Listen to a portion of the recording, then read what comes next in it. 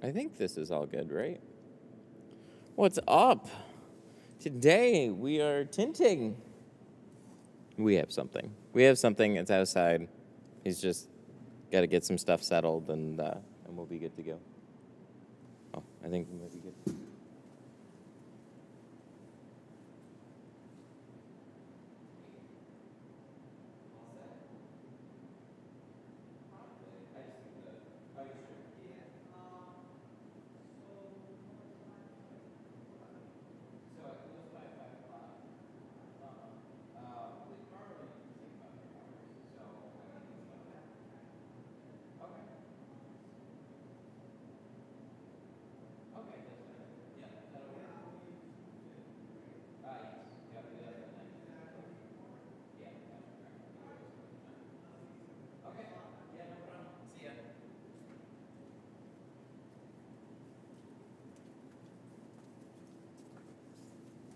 Oh, I'm gonna fall. I have keys. I have fancy keys. Look at this. We got a Louis strap. What film are we going with? Standard. How you guys doing? I'm gonna pull it in just a minute. I'm just gonna make sure everything's good on their end. And we can check outside. So yeah, we have a BMW 640i Grand Coupe.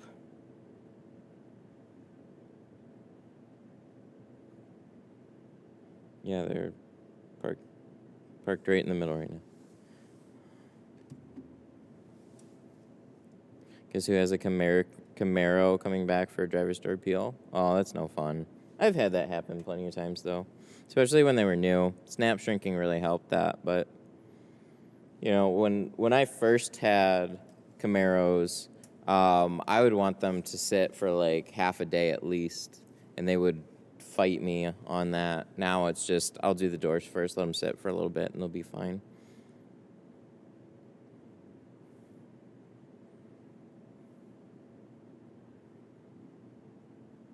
I'm the dude that struggled with the Fusion hatch.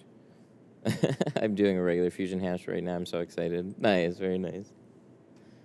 Is the trailer still in your parking spots? It is. I called them at the end of the day yesterday. It'll be okay. They're a little bit more legit than I thought, but they didn't talk to me about it. All right, hang on. I gotta go grab this car.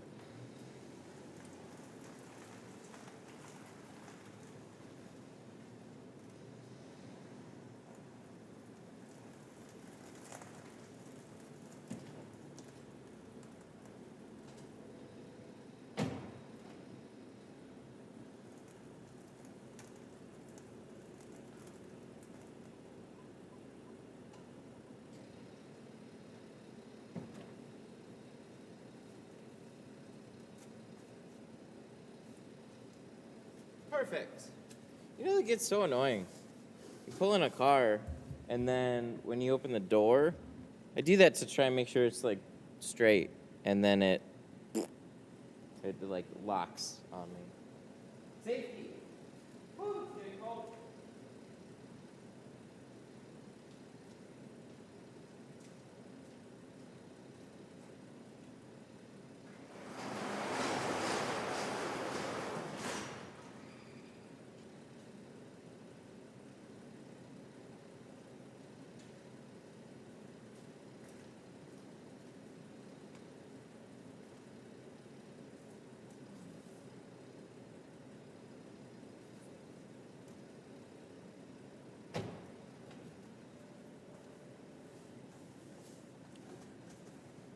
Learn how to drive. I can't take 2 seconds to adjust it. You pulled it in the wrong way. Usually use the front. No, that's not true. It just depends on the work that we're doing. So if I am doing the full car with the windshield, I'll put it straight in. If I'm not doing the windshield, then I back it in. So that's a little sign right there. Yep, no windshield on this one. Standard film too.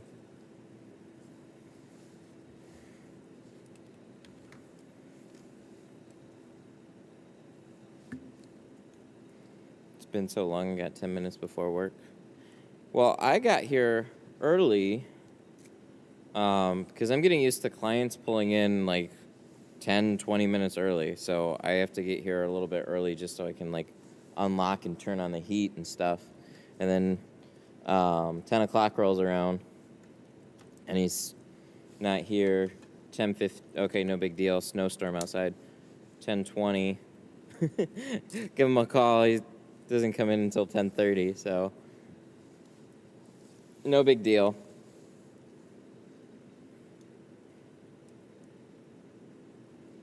But car looks sick. Can you show the front? No, I can't. I can't show any of it. I just got to get in the way. Whoa! Yeah, this is a 16. Oh, it's got, see that little, it's hard to see it right now. That little guy right there. That's the camera on the back. Little BMW logo flips up. That's such a nice touch. But when it freezes over, there's no way that's going to open. But it looks cool. I dig it. Can you snap shrink when the film is wet? Mm-hmm. Yep. So look at how I do the doors. They're wet, but I sweep out a little bit of water because the thing is, if you're shrinking against water, you're just creating problems for yourself most of the time because the water is keeping the film colder. So it gets little spots. So some of it shrinks and then some of it doesn't shrink as much. So you have to shrink it a little bit differently. How much snow? Shoot. We had, I don't know, like 6 to 8 inches yesterday. It came quick. It like warmed up to 50 for like 2 days or a day and a half really. And then yesterday it started snowing when I left here almost and didn't stop until midnight. So it piled all up again. Oh, I need my headphones too.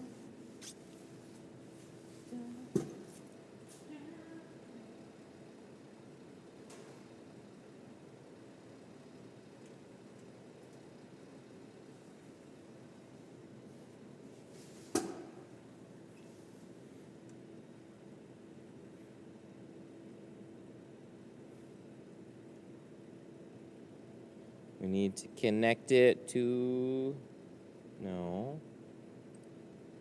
There we go.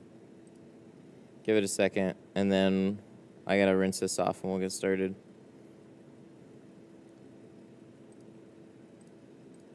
That should do it. Oh, and I gotta open this. Would you rather work in the cold or hot weather? Pros and cons.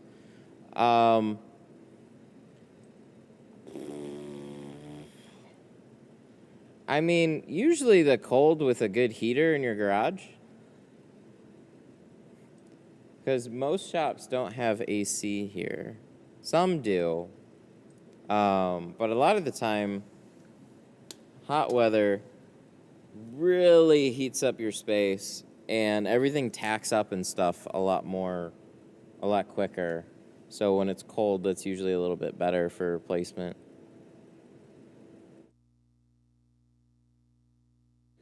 No. Microphone. Where's my mic? Little square dealy. There it is. Have you been using Geo? What? Bro, oh, been using Geo. Love working with it. Wondering if they're ever going to have a 15 in Pro Classic. I don't know. They have a 15 in the C2. You can ask them. Maybe they will. I kind of like it as a nice little upgrade. If somebody really wants 15, they'll usually swing over to the carbon for it. Check, check. All right. Yeah, we got good microphone today.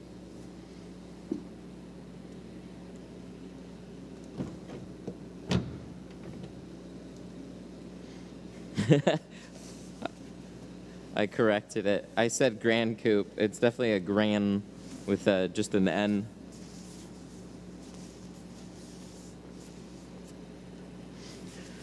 Cool. So we have a 2016, I think, BMW Grand Coupe 6 something. It's a big boy. It's got frameless doors, frameless quarter windows, all frameless, right? Yeah, look at that.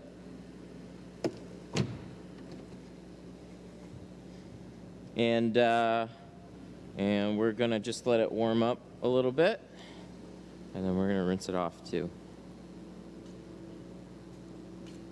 Because now we can go around the entire car.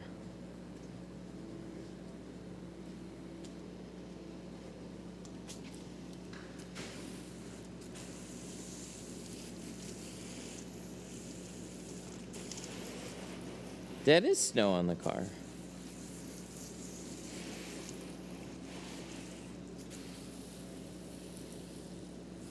Most of the time I'll just sweep it off, but now that I have the power, why not do this, right?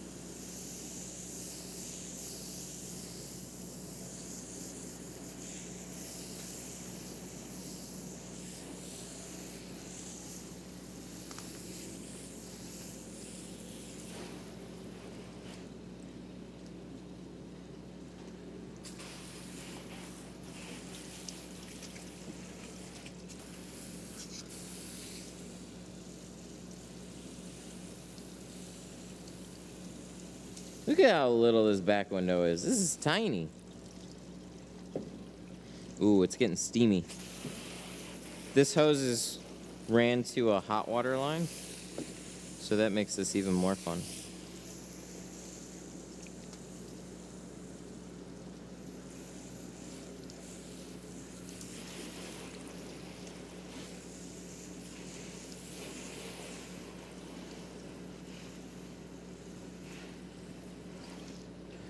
Alrighty. All this stuff is just going to take a while. I really just care about getting the glass and everything that's going to melt and fall down to it. Other than that, it's not that big of a deal.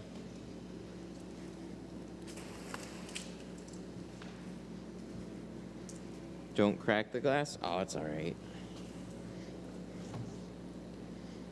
Just a little.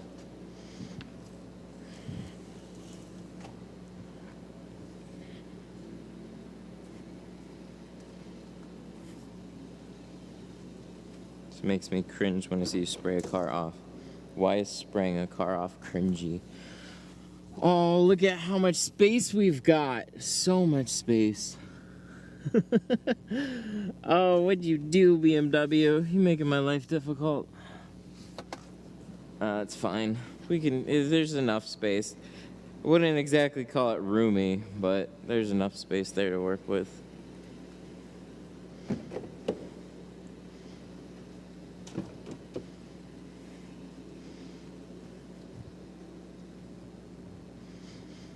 All frameless.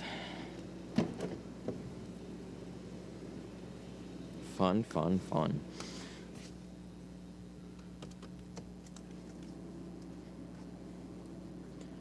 So, I have a couple tools that this might actually work out good for. I don't know. I saw these, I picked them up, I bent them.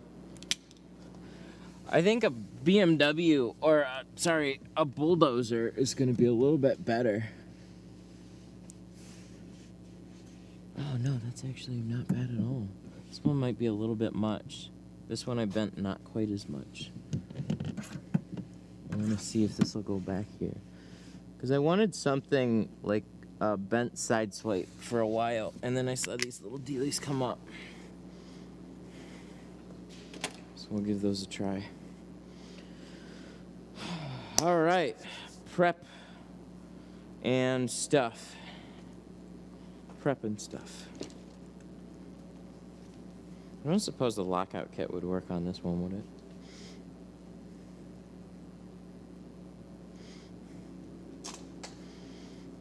See, if you're gonna make a big, ugly quarter window thing, at least they make it frameless so you can open this up and like clean all that stuff.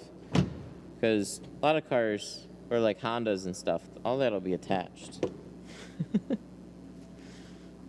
Good. Good deal. All right.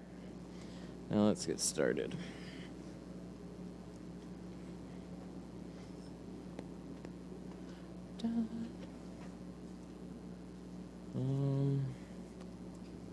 Sprayer's all set.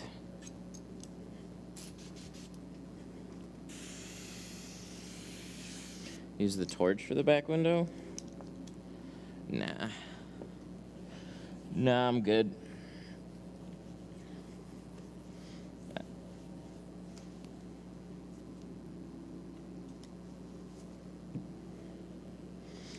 This one is getting Pro Classic, believe it or not.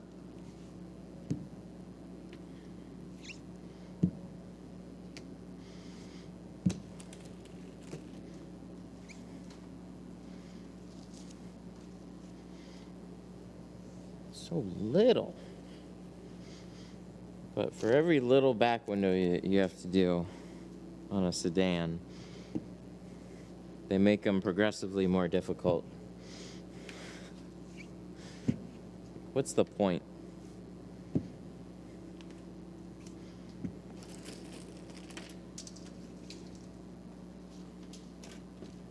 Pro Classic in this one, $290.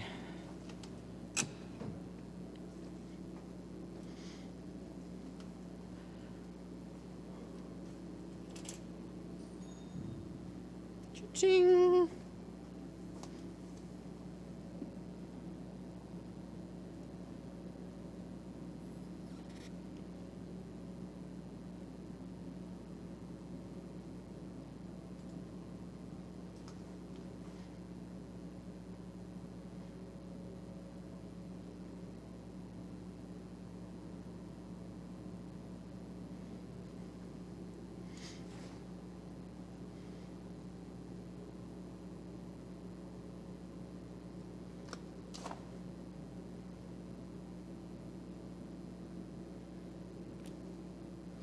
The red dot. Yeah, the red dot's my favorite knife.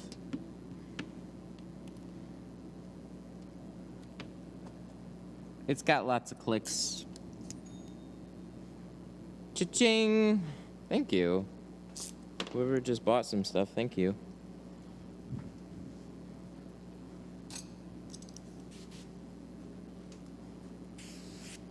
That's the default Shopify notification. Every time you get an order, it goes cha-ching.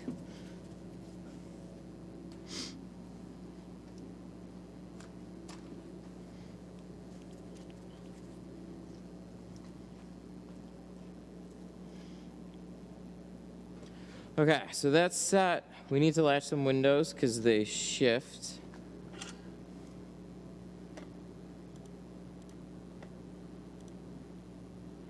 Got the same tools. Added a little too much curve. On the first one, I put it a little farther back, and I don't know if this is quite too much. On the second one, it's a little bit slimmer, but they face. I mean, they're basically like the same thing, so you can like flip it and use one way and one the other. So that's why like I wanted them to be opposite. That'd be an interesting thing for some certain situations. Most of the time, you don't need it, but it might be handy. It looks cool.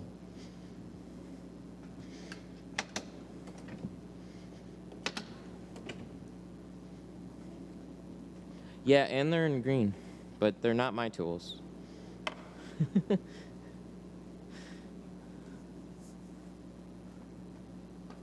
Not gonna try and sell them as mine either.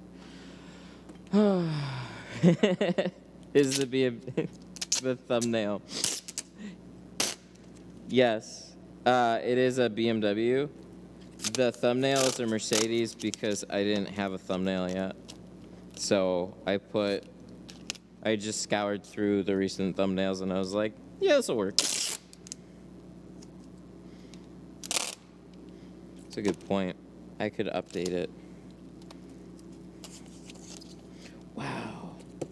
Some of these door panels, man, I tell you, they just, you know how sticky this tape can be. That's what I'm saying. Some of these door panels, it's like nothing. Just very little tack. Crazy.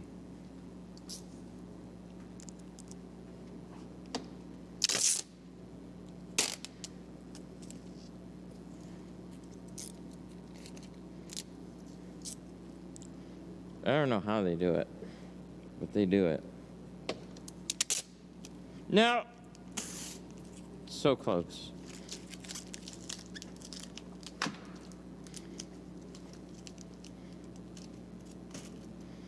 Yeah, I gotta switch it.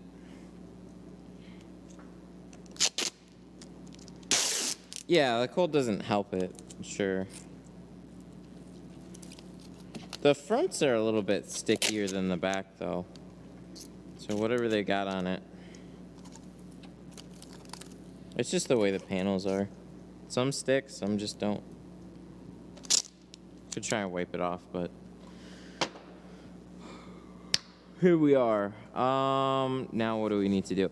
I don't know if I quite have enough Pro Classic, actually. We might have to do carbon on the back. Might be a free upgrade.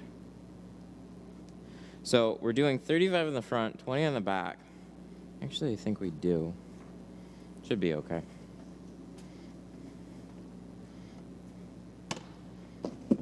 Right. Got some on order. Okay. So, how's your day been? Oh, it's been okay. Just cold. I was actually happy about the snow. I don't have to drive a whole ton. Like, so when I was doing mobile on a snowy day, like, it was miserable. Because we used this yesterday, right? Yeah, this is 35. We can just use this on the door. So, I used to really hate snow days. Now, when you have vehicles that can drive in it just fine, it's not a big deal. Especially when you don't have to drive much. So,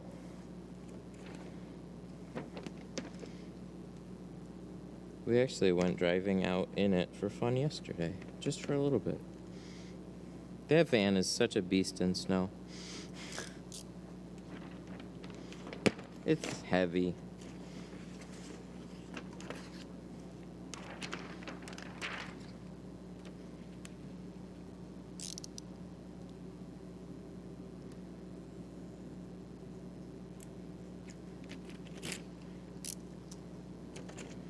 All right.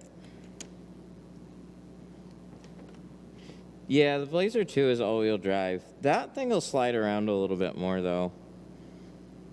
It's fun. It's fun, too. Just not quite as stable. So, you'll, like, That back end will slide out around a corner and stuff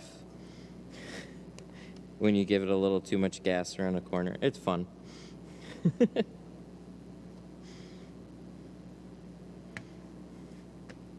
Yeah, I won't buy a two-wheel drive vehicle ever again.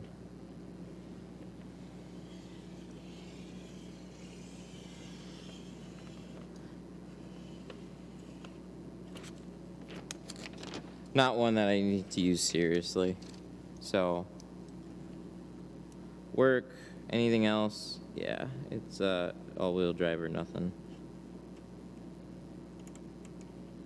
It's not like we get snow's kind of funny now. We used to get a ton of it every year, and now we just don't see as much anymore. So it doesn't matter as much right now, but still.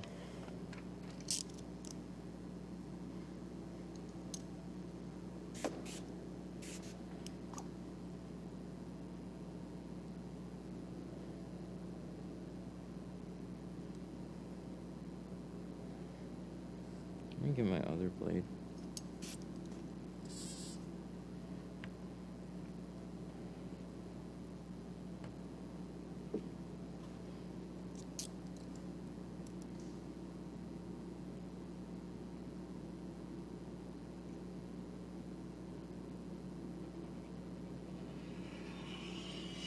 There we go.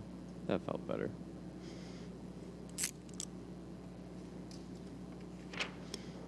So on frameless, I don't know. If I got time, I'll cut them individually. You can definitely cut them together.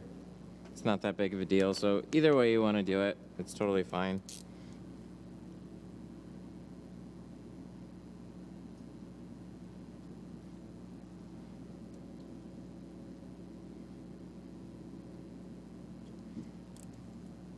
He's gonna drop it off for a good part of the day anyways, so.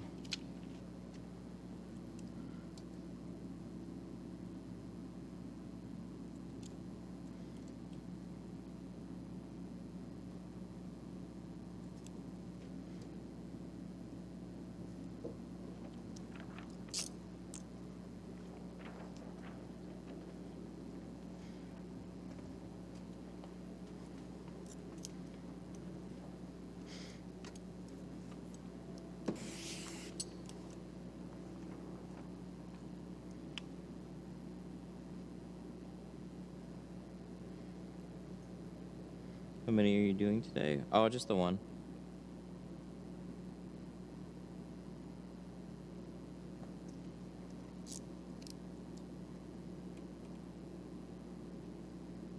I got another one scheduled. I got another BMW scheduled for Monday. I was trying to get him in on Saturday. There we go.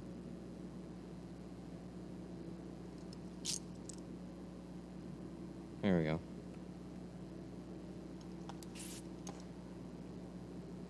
Where do you leave those little nubs on frameless doors? Like that? Because of this.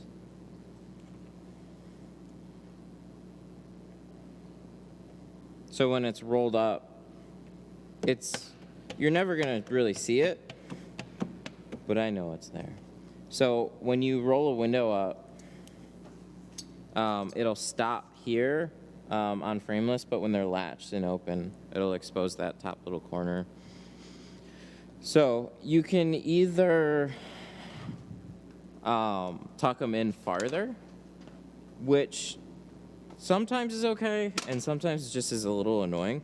Because if I want to tuck this far over, all the way down here, it gets progressively tighter and tighter, especially in this bottom corner, so it can be kind of a nightmare. So I'll usually just leave a little like round out or nubbin or something.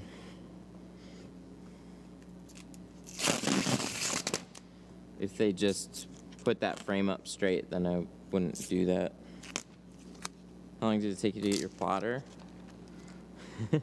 They're pretty quick. They'll come in like inside of like a week and a half. However fast FedEx can get it to you. FedEx really screwed up big with my with the Workhorse 1. The Workhorse 2 came much faster. They lost the Workhorse 1 for like a month. FedEx problems, not plotter depots. That's the thing about shipping companies that really sucks. Is like so much get blamed on the company that ships it out. But it's like, once you hand it to them, you have very little control over anything that happens. It's just, here you go, it's supposed to get there. This is how long they tell me it'll get there. If it gets lost along the way, then I have to try and deal with their customer service. Like, shipping companies are just hard to deal with. UPS is the same way.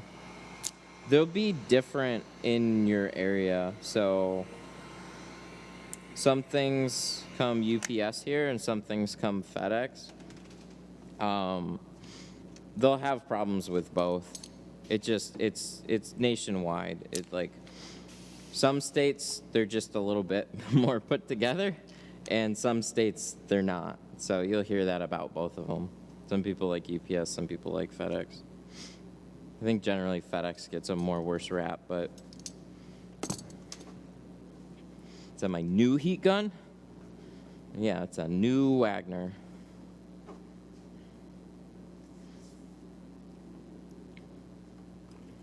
I'm waiting on my Porter cable.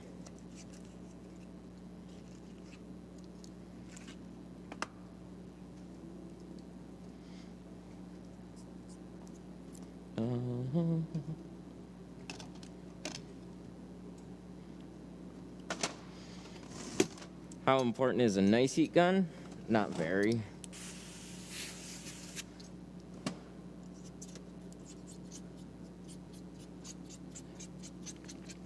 You just need a lot of heat.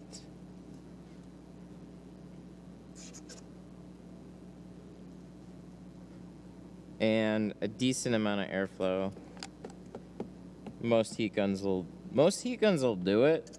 Some of them not very well, but it's why you see that little Wagner used so much by so many people. It's inexpensive and it's really, really good actually for what it is.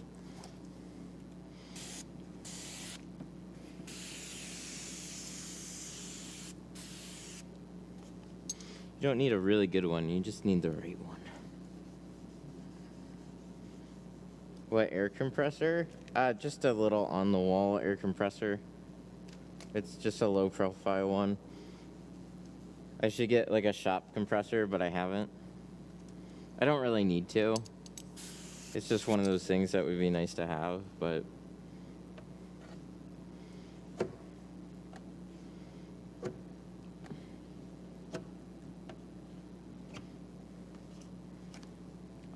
like you can use just a tire air compressor for your tank. Just make sure it goes like 100 psi, because then you'll fill it up to whatever you need it to. You need a little bit more, or you want a little bit more than 30. Do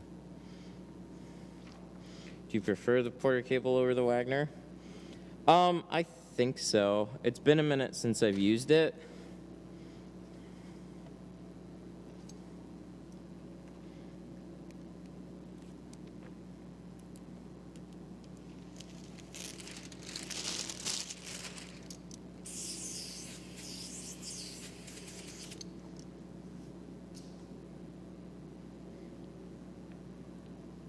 So I saw the Craftsman one, and I'm like, oh, it's the Porter cable.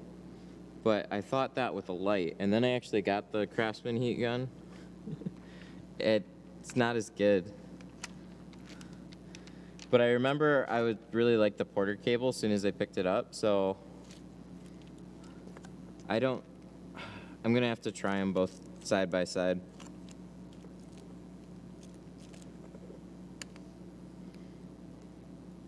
Snap-on heat gun. I haven't tried that one.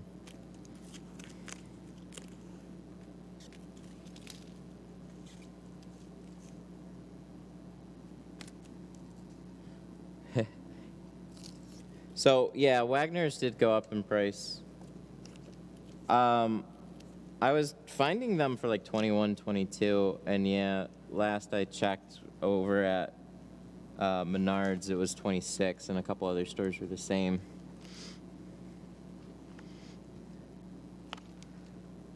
Yeah, inflation, man, is hitting everything. That's for sure. Not our beloved Wagners.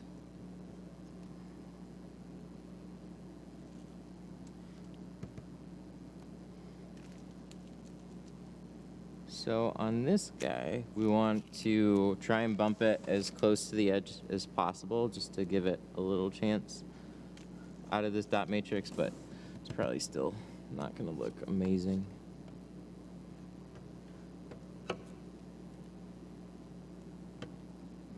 Yeah, so see this little nubbin right here? See how it covers up that little gap so you don't even think about it anymore?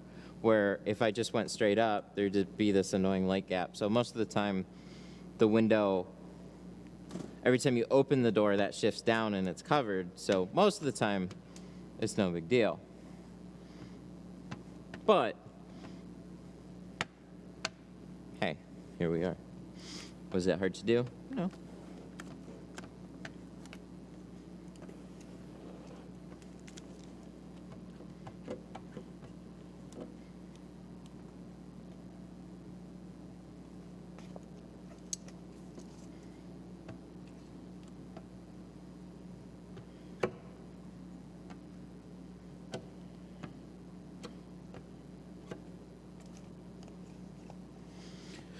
I need tools. I don't have anything in my belt. Why don't I have anything in my belt? I'm gonna have to flip those around.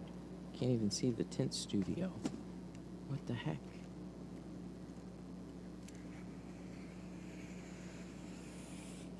Not bad. Not bad at all.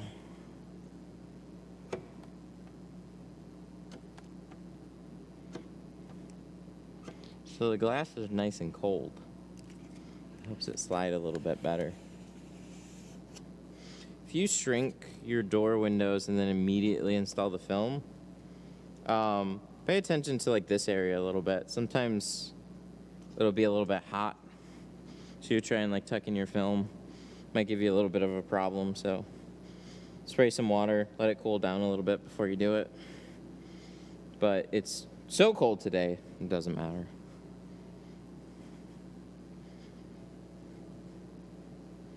Nice. This turned out good. I like it.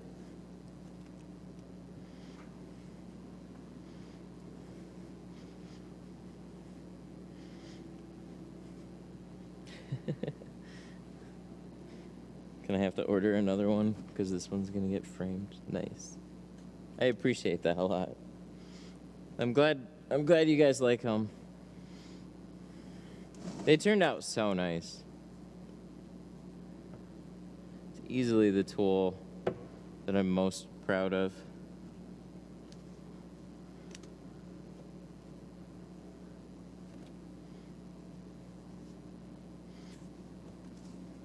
Might get lucky with a signed one. Yeah, let me know also if you haven't got a signed one and you ordered some. Just reply to the email. And I'll send one out at no charge.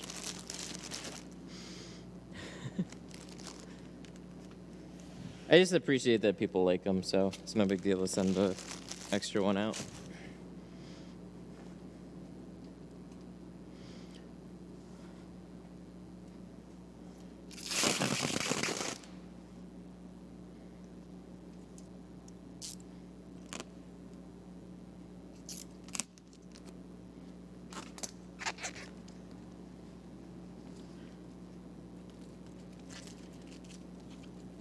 Happens sometimes, but the next day there's sometimes the little bubbles that pop out in the middle of the window. If your tint's been sitting for a little bit and you start to see speckles and stuff, it generally is just dirt that you didn't see before. So the film, like you can always see the speckles, but water will hide that stuff. And as the water dries out, it'll leave air behind, and then that's what those little speckles will be. That's what it sounds like. I hung my autograph. Try it. Thanks, man. Would you recommend trying to tint for the first time on a brand new car, or just get it done professionally? Sounds like you should just get it done professionally. Trying it yourself, it's really a skill that you build over time. So if you want to just like have some fun and you're not super concerned with the results, then go for it. If you want for sure good result at the end, then I'd suggest taking it to somebody. So it kind of just depends on what you're looking for.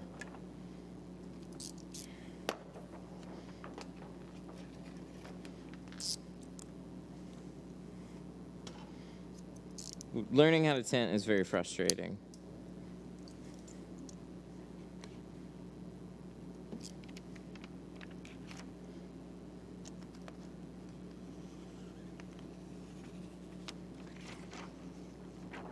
Is this 3 in a row? It is. Bingo. Where's bingo? Bingo's 5 in a row.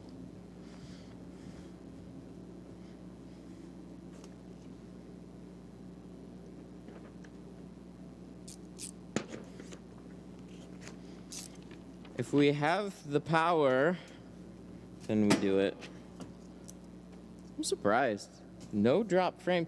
Good on you, Comcast. Thank you for getting my internet better this year. I don't know what they did, but whatever they did, they didn't tell me they were going to do. Last year we just had really spotty internet, especially when the temperature changed. And we've had it a couple of days. But I've been going at 6,000 KBs up, which is more than I normally do, and 0 drop frames. That's amazing.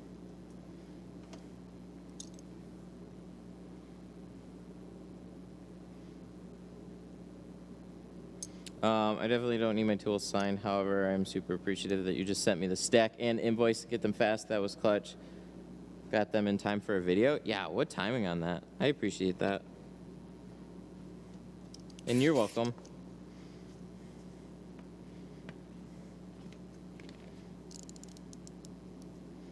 What connection do you use in your brass sprayer? My ball joint is starting to leak.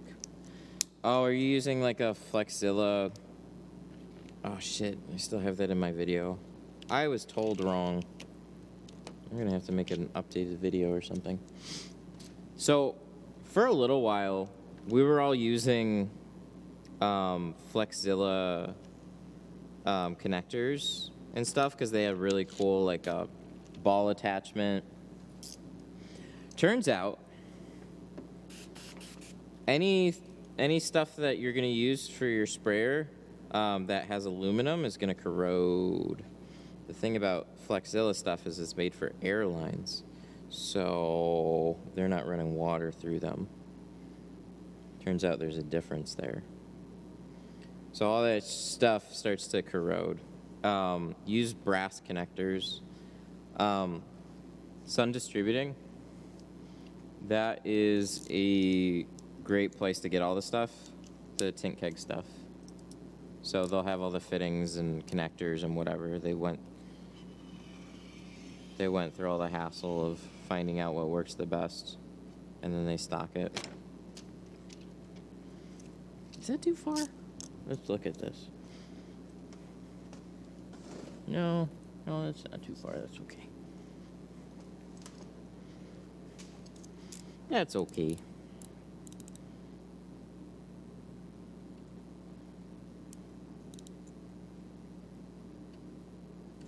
Oh no, it's doing it again.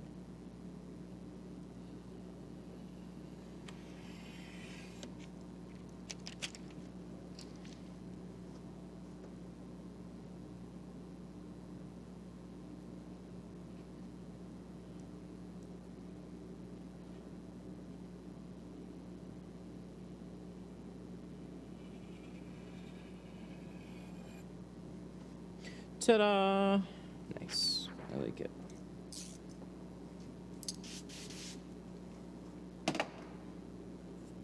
You only using a clay bar for the back? No, I still use it on like top edges and stuff. I don't always use them. I should. I just sometimes I don't pick one up. But top edges and back windows are where they're really effective.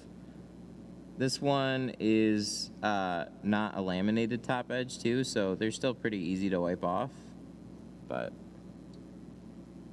using one always helps, especially on defroster lines.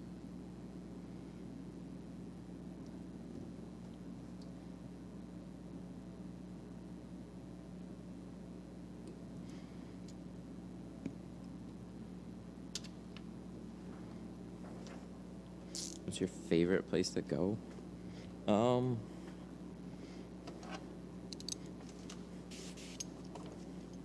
Somewhere with nice water. Somewhere warm with some nice water.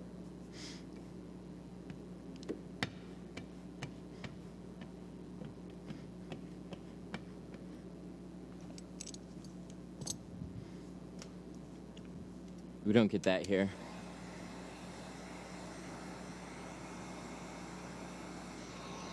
My Starlink rocks. Nice. That's the SpaceX internet, right? Basically.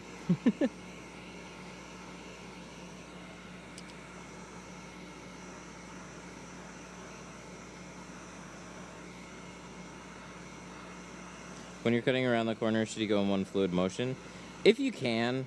Another good way to do it, but it gets a little trickier on these longer windows, is so you could go this way, and then you could kind of connect up the other way, and then round whatever you need to in the middle.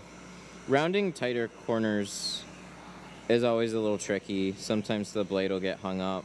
I found it's a little easier on the thin carbon blades to try and make something like that happen. But the blade has like a width to it, and it'll start to like pull on the film.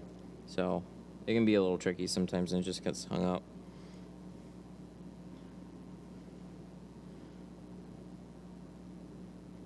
Nice. That looks good.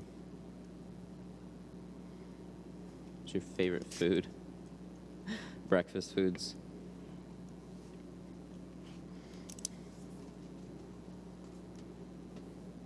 What's the rave about triple steel wool? It's beyond me. I have no idea.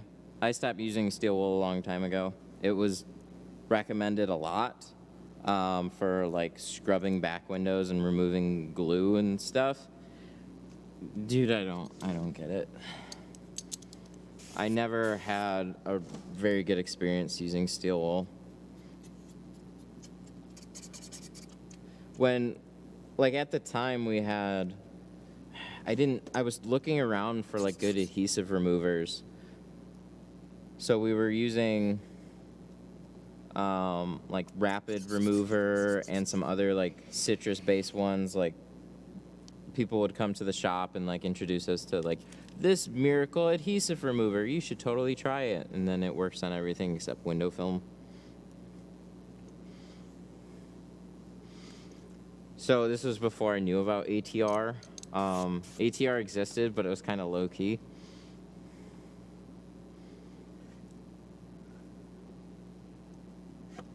So I would just spray lots of Rapid Remover and then sit there and scrub at it for an hour with like steel wool, because the blue pads or the 3M white pads weren't tough enough with a weak adhesive remover. So I'd use steel wool, and I swear every time I tinted a back window with steel wool, there would be at least one little fiber of steel wool that would get stuck somewhere. So it just kind of like falls apart as you use it, and it rusts. I just don't think it's a great solution. But ATR, LA is totally awesome. Those are great adhesive removers. And then just without needing to remove adhesive, clay bars and scrub pads, they don't leave little bits behind. So I don't know. I just end up using that. But people that like using steel wool really like using steel wool.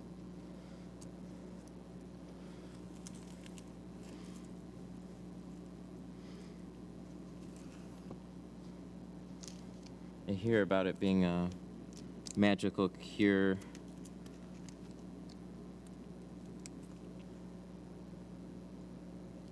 Magical cure for like thick defroster lines or something. I don't know. I just turn the defrosters on and it fixes it. Come on, just a little bit. Yes.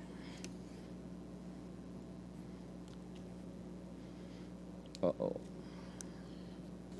Well, I think we have the room to tuck it over. Whether or not the film actually wants to tuck over is another story. I knew it was a little wide, but I thought it would work.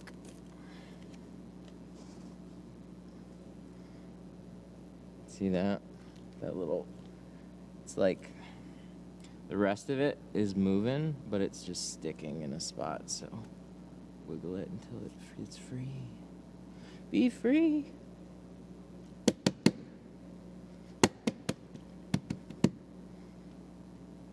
Did we get it? I think we got it. Yes.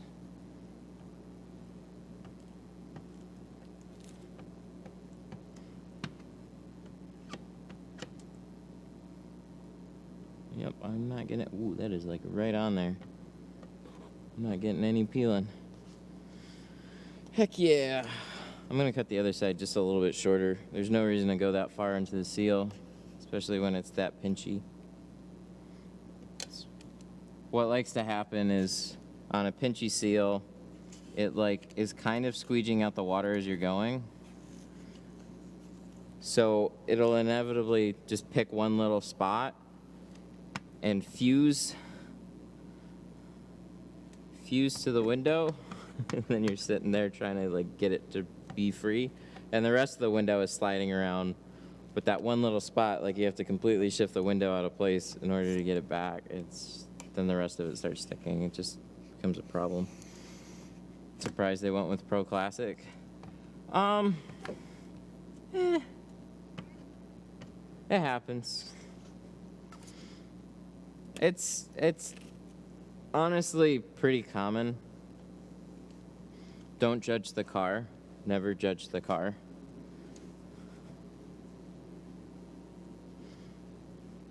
Like when you're offering options to people, don't assume that just because they have a fancy or a lesser car that they want to go with the most expensive stuff. They'll do that with some things, but you know, tint is tint to a lot of people. So I've done full ceramic on basic Nissans and I've done Pro Classic on a lot of nice cars. So show them the options, explain it, and whatever they go with, just whatever they go with.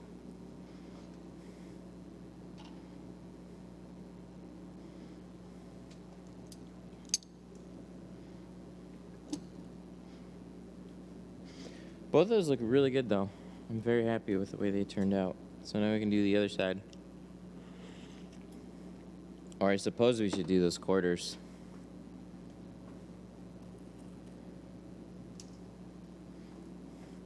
I have huge defroster lines on my 07 Charger. Oddly enough, there's no button to turn them on.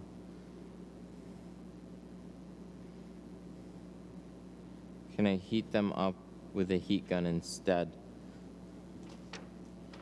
So the older Chargers weren't as much of a problem, but there definitely is a button to turn it on.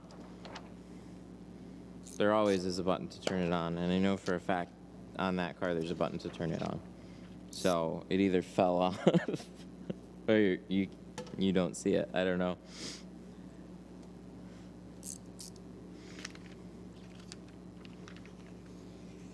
That was about when they first came out, though.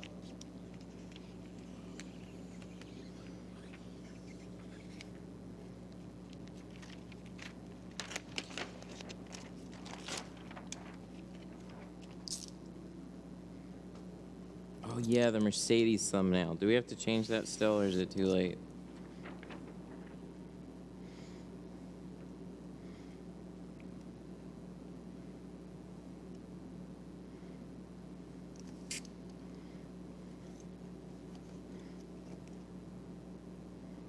Yeah, they usually just put them right by all the other heater controls and stuff. Might be somebody's saying it might be a combo button, but there'll be something there.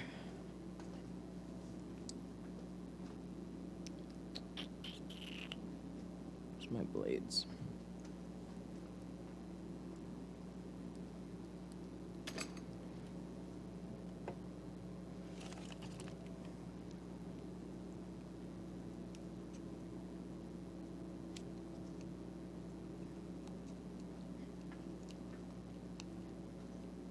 Oh, well, that's different.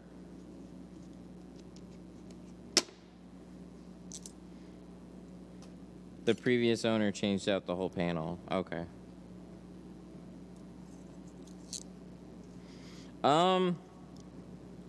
I wouldn't try and use a heat gun or anything. Just do the best you can. Sanding can be another option for you, but I think some people use like 1000 grit sandpaper. Oh, look at that. That's just a little strip border there. Nice. That's way easier then. They put it down here? They put it down here too. Look at you, BMW. Look at you, BMW. I'm very proud. Play bar. That should be handy.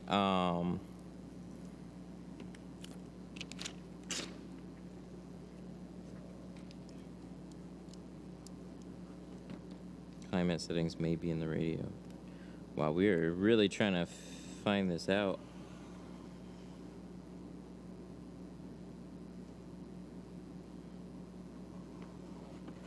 I mean, because it would be really weird that they're just no longer available at all. It's one of those things that people still ask about, especially with like window tint. Will my defrosters still work? Yes. Yes, they will.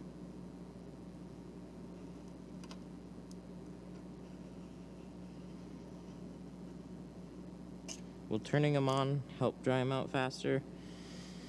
Not really. Not unless you want to sit there and keep pressing your defroster every 5 minutes for the next couple hours. What blade did you put in?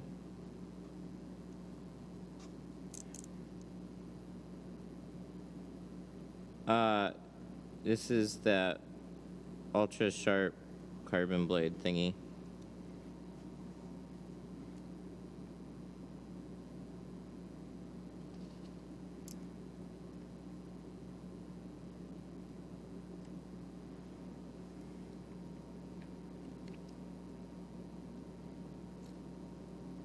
Gonna do this one more time.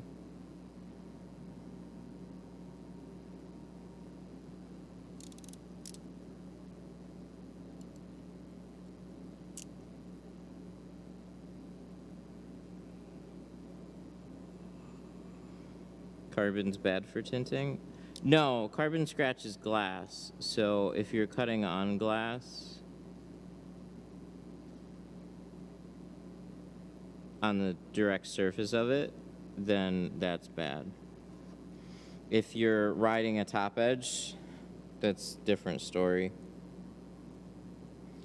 Might have to shave this off a little when we get this installed, but we'll see.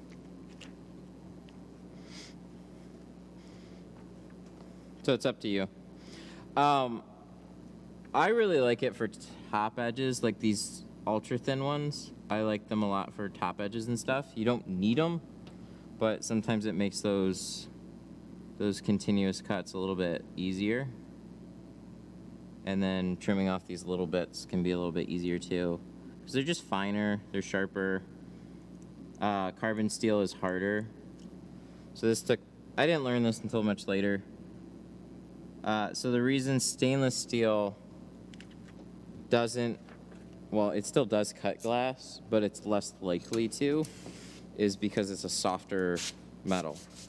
So it's a similar hardness to the glass itself. So the harder surface is what cuts it. Whichever is the harder material wins in that battle. So stainless steel versus glass, similar hardness. Carbon steel versus glass. Carbon steel is the harder steel. Therefore, it will definitely scratch glass. So what you want to do is use stainless if you're cutting directly on glass. And then if you want, you can use carbon for the top. But just like anything, there's cheap carbon blades and then there's some ones that are a little bit better. These are the NT ultra thin ones. Last I checked, they were out of stock, but maybe they're back.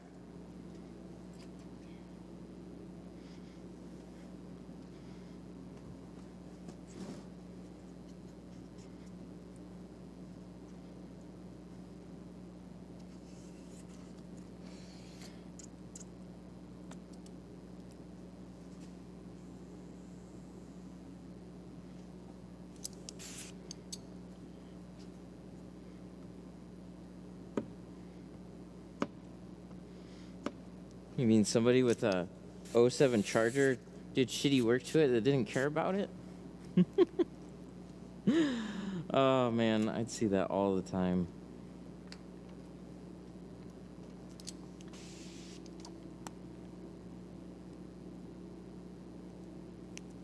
You have those like staple cars that people, the people that buy them just like to screw around with them.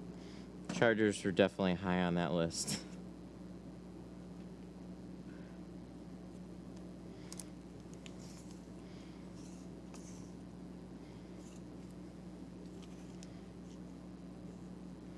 And then on top of that, they just seem to fall apart.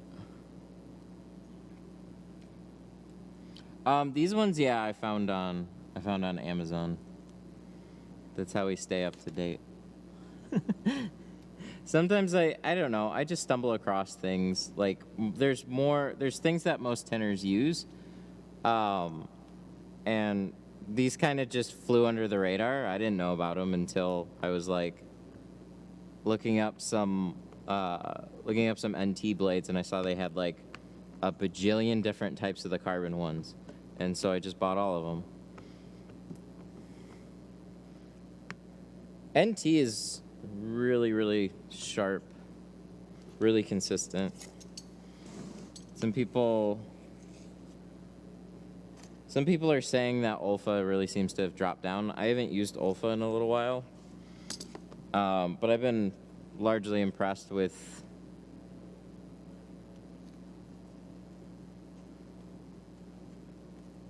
the NTs. I gotta trim off this side a little bit. So one of the problems with a window like this, if you just do a continuous cut around the whole thing, see how this is beveled in? When you get to like some of these edges, like I could shift it down a little bit, but that means this edge is gonna be exposed. So really, either shift it over and compensate for that where it comes down, or you just trim it on the inside. And this is one of those windows that gives me all the space in the world to trim that off on the inside. So we're gonna cook it. We're gonna cook it a little bit.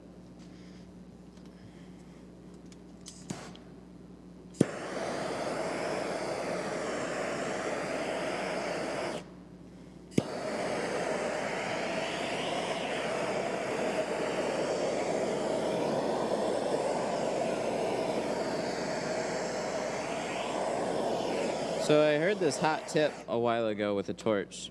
You're kind of looking at the fog.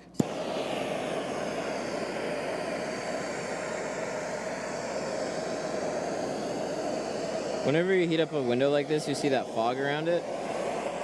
You know an area is cooked more when the fog goes away. See, there's lots of fog. That means it's cold.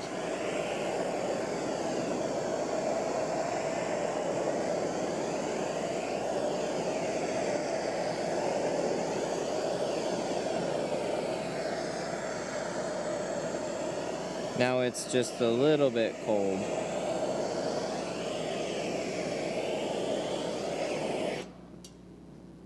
And then you can check it. So this isn't laminated. This will heat up a little bit faster. and I'm still getting used to it. So it's warm, but it's not hot.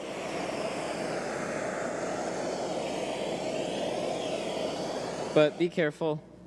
Torches can bubble up your tint really, really quickly, so you want to keep it at that cook temperature, a simmer, but not a boil. Make a nice souffle. I don't know.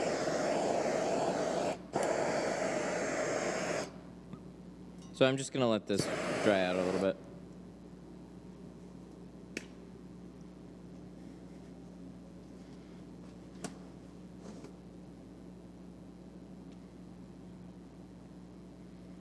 Still wet. Definitely still wet there. Squeegee that out before it gets too tacked up. So these little bits, when you're pushing your water after the film has already been torched a little bit, if it's hot, you're gonna get these little spots that pool together. Just leave them be. Don't try and push them anymore. They'll evaporate out.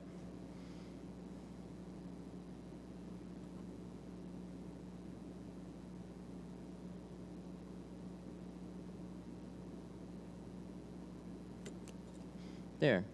That's pretty much what I wanted there. Got this little bit right here.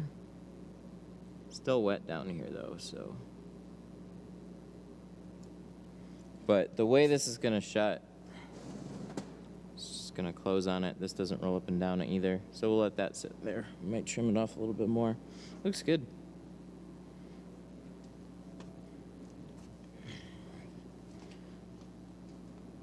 Other side.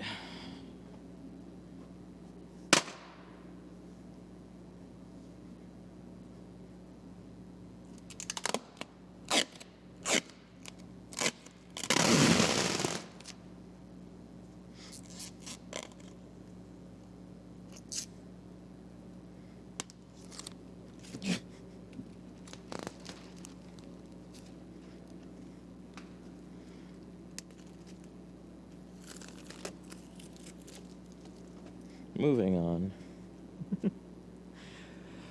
All right, so what did we do? We used a short roll. Oh, you're right, it did.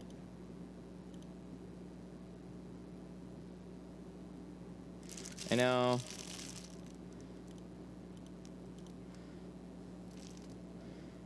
There we go. I try and fix it as fast as I can, because then what's going to happen is, like, I appreciate it too, but 50 people are then going to write frozen in the chat.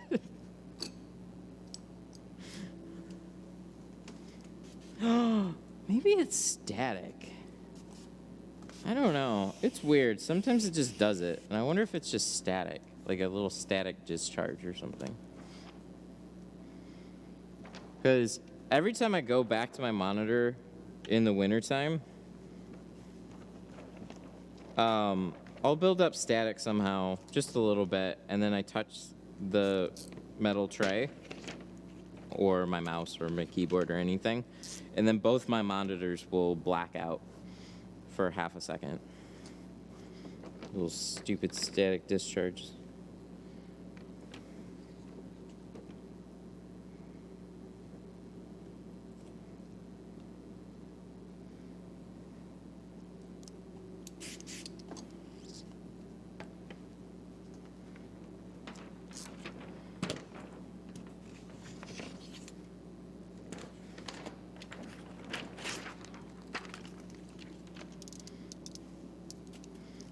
New York.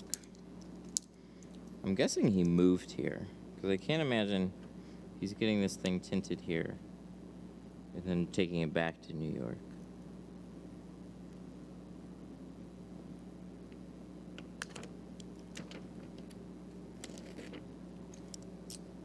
If I could donate 100, it'd be to Matt. Well, thank you. I appreciate that. So do it. No, I'm kidding. It's fine.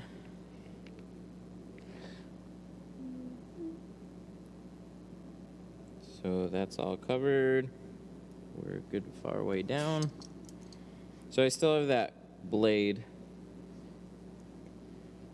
in my holder. But I'm broke. No worries.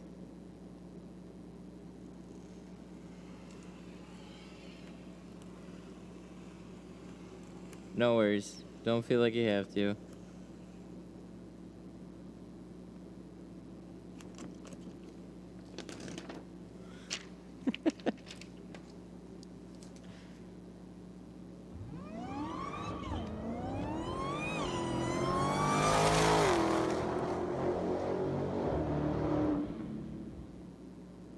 Nick Doolan super chatted $4.99. Not quite $100, but it's a start. Heart. Nick Doolan with the 5, not quite 100. Oh, hey. I appreciate it, man. Doesn't need to be. I've always just been amazed that people super chat at all. Before I started live streaming, like, there's like what you see in the gaming communities and the norms that have come from that, but I didn't think that was window tinting. It's just an entirely different demographic, largely. You know what it said? YouTube gave me like a new card thingy that was like, what your audience is most interested in. Trucks and SUV enthusiasts, check. Luxury car enthusiasts, check. And basketball fans. And I was like, what? Okay. Apparently all you guys are basketball fans.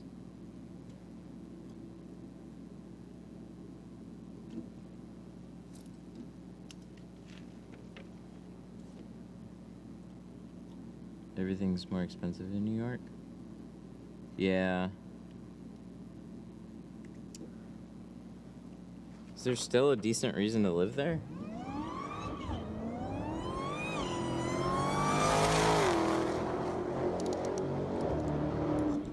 Super! DW Tinting super chatted $5. You make me money, I send you money, that's how it works, lol. DW, thank you.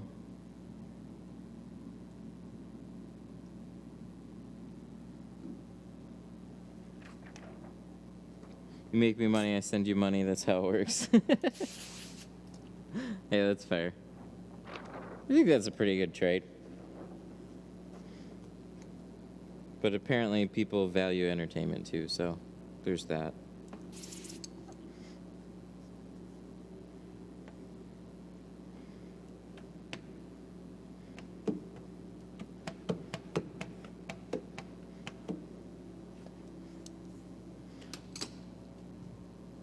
So many super chats before all this chat happened.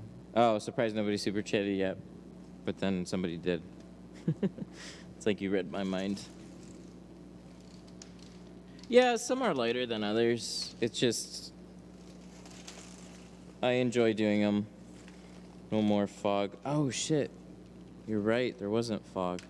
I think I gotta open something. I'm really bad about this, aren't I?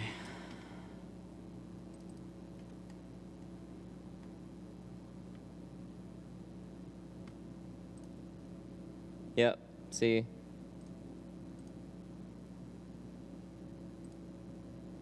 It froze again. I touched the computer and it froze. They're on though. Hey, that's for the both of you. Thank you. There's always a piece of software that I have to open. So it goes like this. I reset the computer. Woo, look at that. I have to remember to plug the machines in. They take about 10 minutes to warm up. Then I have to make sure there's a piece of software open. So I just forgot to open that again. But those were on.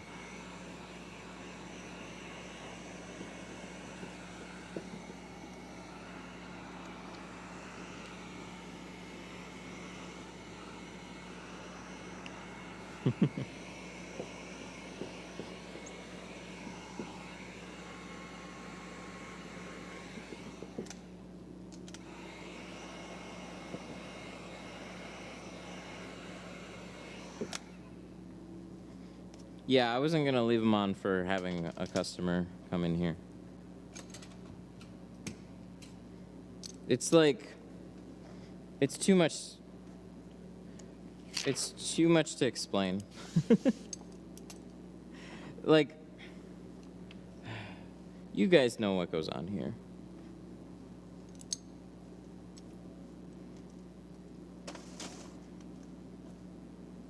But what happens, or what can happen, is like there's too much of a disconnect. There's people that call and book here like a regular shop, and they just have no idea. So like, yeah, if they're cashing out here, which this guy actually, yesterday, he's seen a few of the streams and stuff, but it was just kind of a different situation. He hung out in the back for a little bit, like we were doing 2 doors and then maybe a full windshield. So like I wasn't gonna go live, and then we were talking some. And then he's like, yeah, I'll do the windshield. And I was like, okay, cool. And then he mentioned something about the live stream, and then next thing I know, I'm live.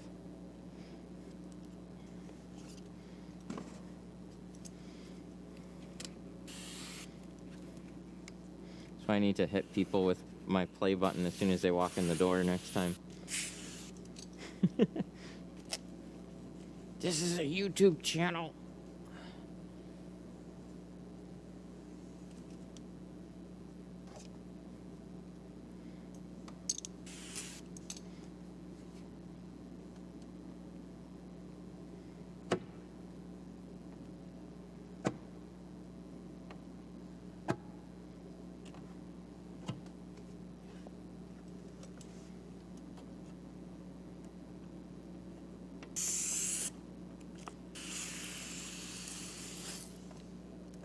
Inlay the YouTube play button in the door. It's like a big, heavy metal door, too. I think it'd be a little tough.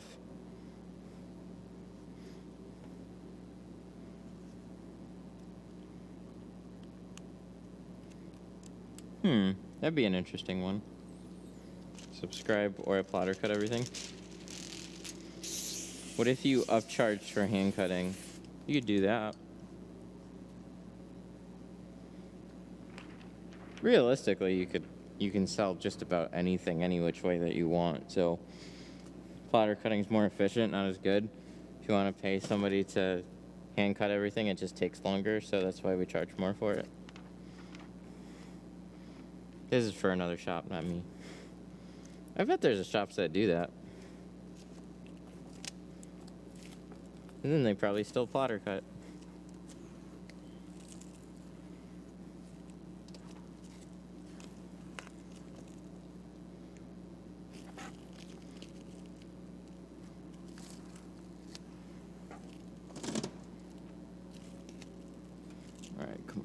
Get in here. So the biggest hang up about these types of come on, how far over do we have to go? Okay, good, we're pretty good. Part that used to hang me up a lot was here. On frameless doors, those front corners, man. Shanks help a lot with those. So one thing that used to happen is as you're tucking it in, the corner can bunch up because there's like 2 pieces of rubber that meet there, and you need to like pull them both back and sweep the film in evenly. And if you crunch that corner, you got to redo the whole window because it's not going to survive. This is shifting up and down all the time. It needs to be buttery smooth. And having a little extra rounded can help. But it used to happen quite a bit where that little corner would fold or something when I'm trying to tuck it in. So be careful there. What I'll do is just get all the film to lay as even as I can. on the window, and then as I'm kind of sliding towards that corner, I'll take the shank and I'll try and pull it in a way where it opens the entire thing up. Then there's no problems, or you hope anyways. So if you cut them wide and you have to tuck a lot into the seals, you're gonna have just a harder time. So keep them a little slim. Sometimes you can over round that corner because so much of it is going underneath anyways. What the heck? Oh, that was... Glad I paused there. I almost creased the film in a really dumb spot.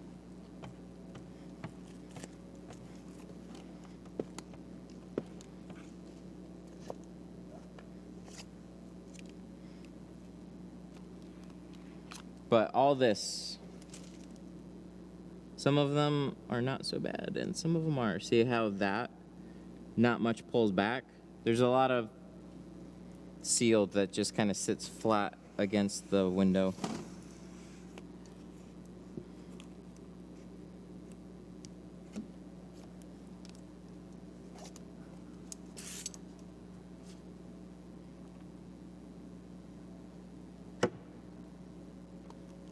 Which squeegee?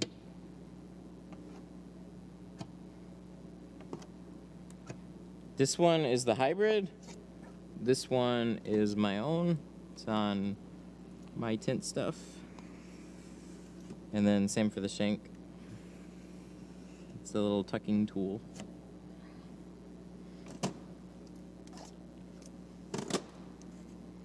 Ah, we went over just a little bit. Okay. So the nubbin that I cut went just a little bit over the end. So on most of these, they just put this rubber here that's real loose. It's just kind of wrapped around. So just pull that back, trim that off. Boom! Good to go. Good job, BMW. I'm proud of you.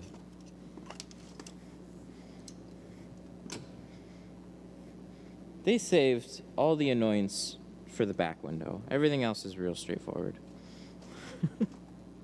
Regular frameless doors, moderate seals, plenty of little extras and room on like quarter windows and stuff. And then they're like, we'll even put in a small back window for them. But let's make it annoying for him to actually get the back window in there. Let's put a lot of suede and stuff down there. Oh, thanks. How aggressive can you be with the shanks? I don't know. I've never snapped one ever, but I know people have.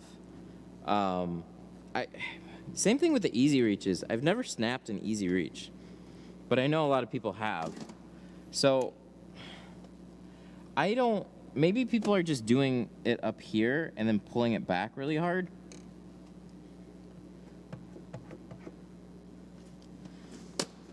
I always put my fingers all the way down to the bottom and then pull back here.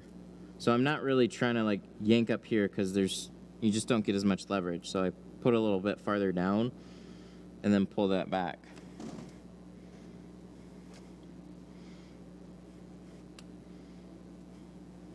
But if you want a stronger shank, the white ones that Sun Distributing sell are stronger.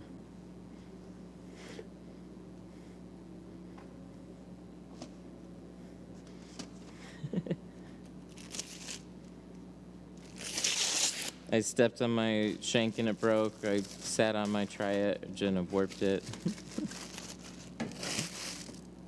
It happens. You'll ruin a lot of tools. I mean, these are all disposable tools too, so some of them really don't ever need to be replaced, but like the tri-edges, the handled squeegee blade, and like turbos and stuff like that, those will generally just wear out over time, but you use them a lot. And they take a lot of abuse. Where's your pouch from again? I think I gotta open that one too. Let me try this. That window, but Sun Distributing. Boom. There it is. Dropped a link in chat for you. The tool belt is, look up Avery Dennison tool belt. Sun Distributing stocks them. They're the ones that introduced me to them. It's the best tool belt that I've ever seen. It's perfect. It's got all the right pockets. It's not very expensive either. And the thing just lasts and lasts. I don't know. I got it before, or while I was still mobile, working with them. And then I went off on my own, and then still using it, and then still using it to this day. So I've been using it for quite a while now. Those Ergodyne ones are junk.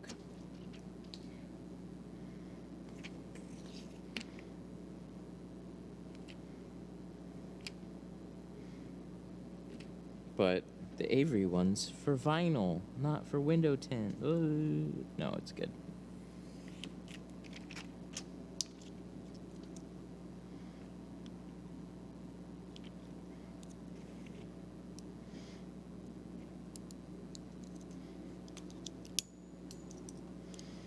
All right, let's try this one more time.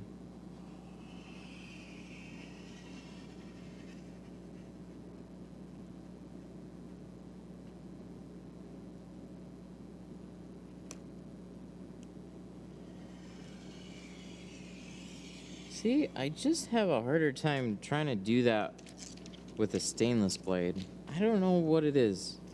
Give me one of the ultra thin ones. It's much easier for me to try and do.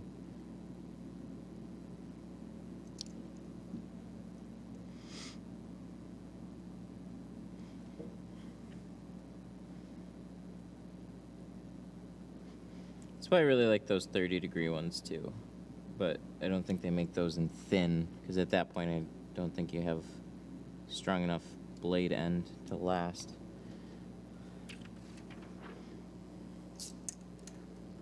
First try. Oh, I haven't seen that channel in a little while now. Dang, YouTube.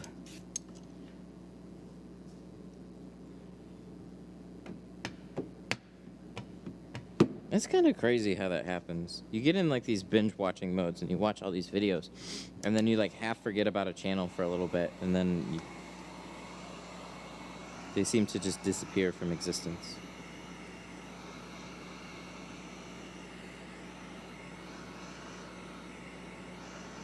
First try.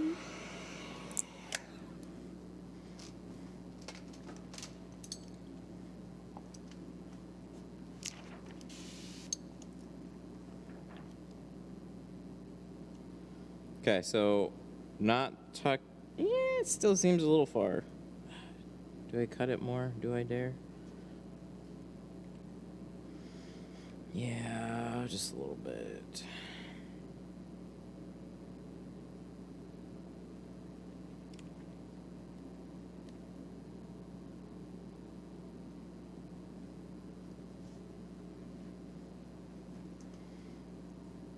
Jeeps are like unassumingly difficult. I don't know what it is about a Jeep to tint.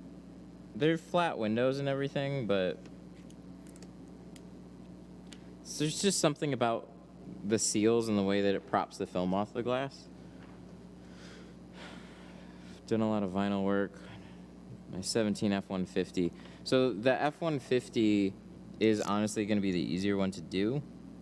The only weird thing is going to be that S curve at the bottom of the glass, but really loose seals and just overall, in my opinion, easier windows to tint. They give you a lot of flexibility. They're flatter on the, like flatter framing on the outside, so it's easier to cut everything.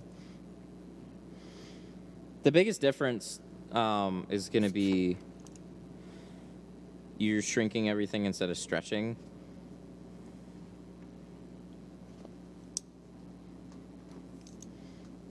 So the material's more rigid. It's just a little weird, but yeah, give it a try.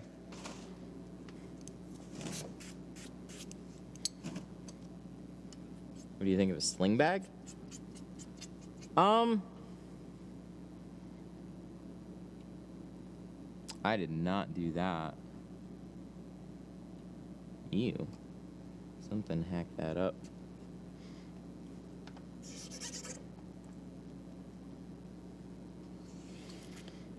I don't know. The sling bag, I see some people use like these chest bags. I'd like to talk to somebody about it just and ask why they like them. Sling bag might be okay, but when you're leaning over a car,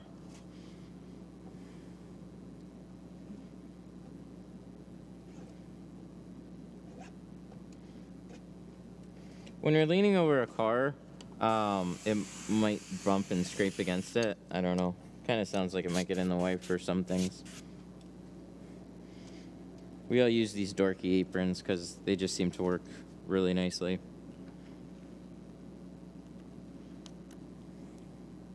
Or deep down we all want to use fanny packs or something, I don't know.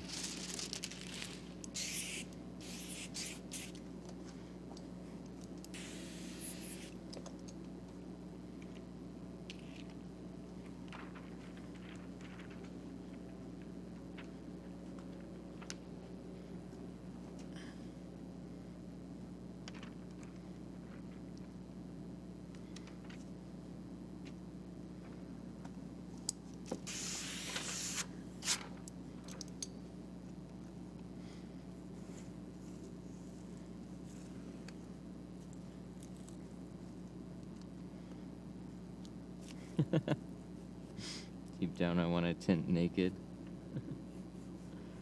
It's a satchel. Man bag.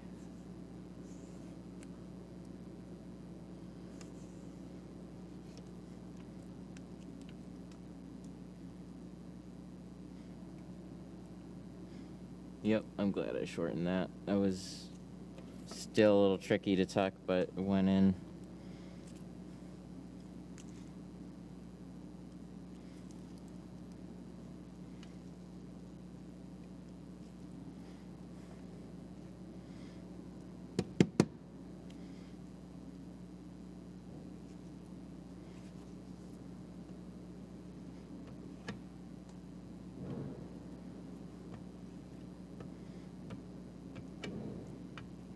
I want to wear some good pajama pants while I tint. I think that's what I want to do.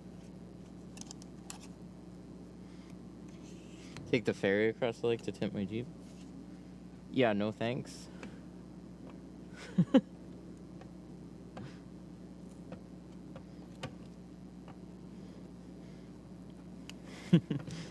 There's somebody I knew, though,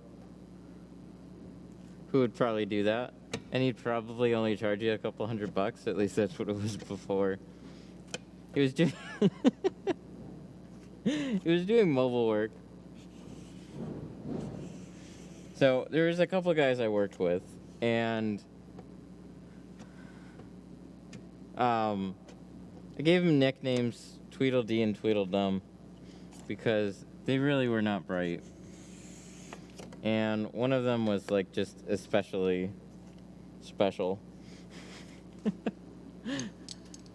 So one of them basically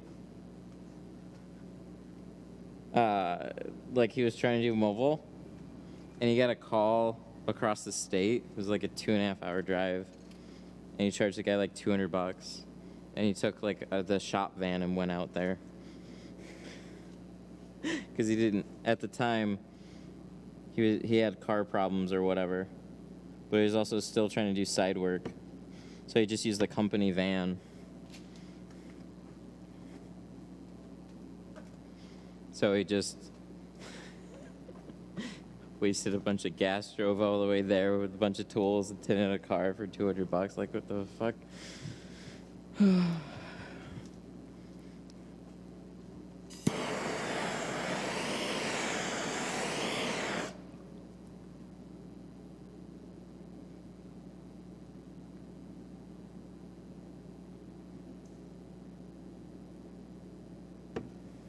So what'll really spoil this matrix I found is when the corner comes in just at that top and lets just a little bit of air in.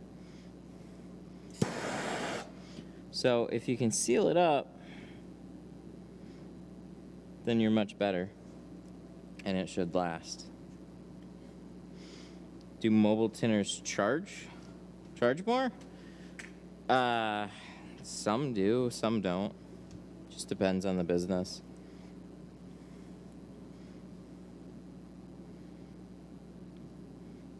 Most of them probably no, because I think most of them probably undervalue themselves. Like, they're just getting into it, or they've been tinting for a little while. This is just like broad generalization. It's kind of where like some people start as mobile and then they don't know much, so then they just kind of charge what they feel like, you know, just less. Because they're new and everything and they're still learning.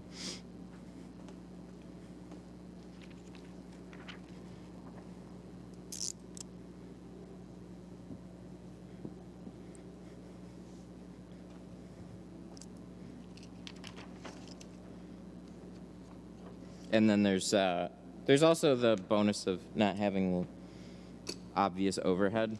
So then they think, oh, I don't have to pay for a building or whatever, so I don't need to charge as much. But you have other expenses that you don't think about. There's only so many you can do in a day. Gotta make up for it somehow. Oh no, did I? Oh, okay, cool. We're still okay.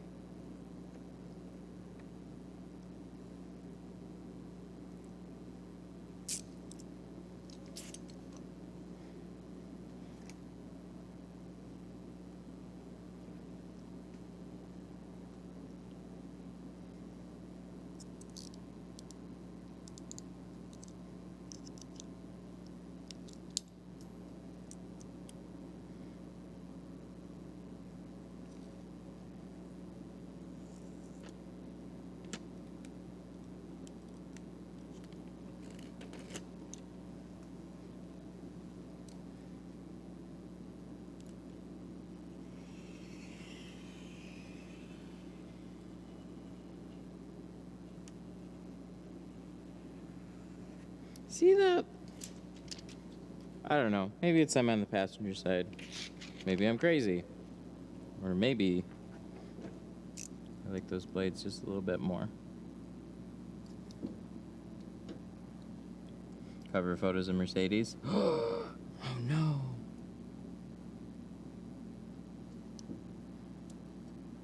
No, it's not. It's a BMW Grand Coupe. Grand. It's Grand Coupe. It's a Grand Coupe. I don't know why I adjusted it. I thought it was supposed to be Grand. Shows you what I know about BMW.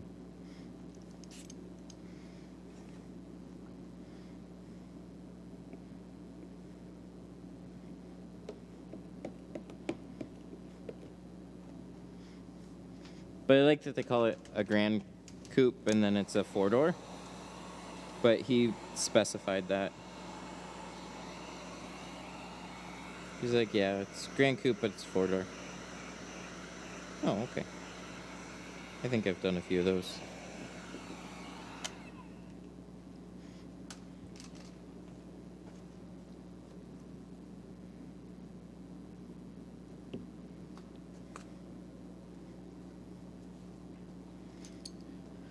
Oh, we gotta move this big old sticker. Probably should untangle myself.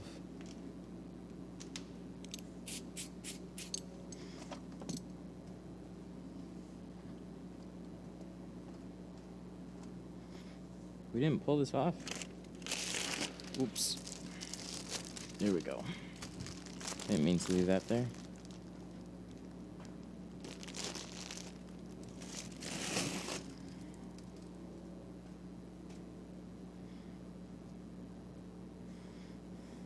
This would actually make a pretty good thumbnail.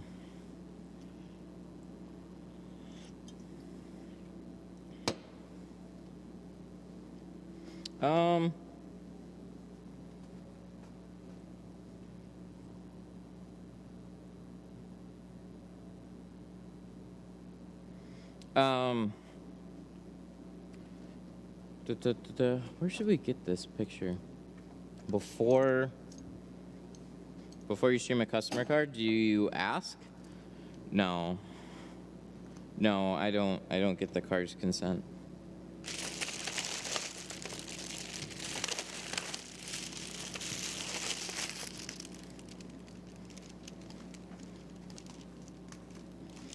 It's kind of one of those, like, why wouldn't you? You know what I mean? Like, I tell you how long it's gonna take. And, I mean, I'll let people know that it's happening. Usually it's just like, yeah, we're gonna stream it. And they're like, oh, okay, cool. But it's never like I need to request permission to stream a car.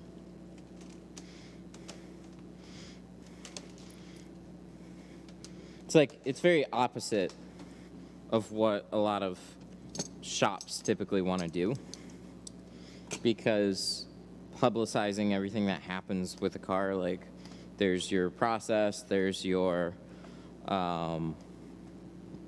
stuff, and what if something just goes wrong? You know, what if you break something? That's the biggest thing. People are afraid of breaking stuff. Where the fuck? Good God, I'm so dumb. Put some stuff away. And then I misplaced my phone. I thought I put it in my pocket. I don't have it.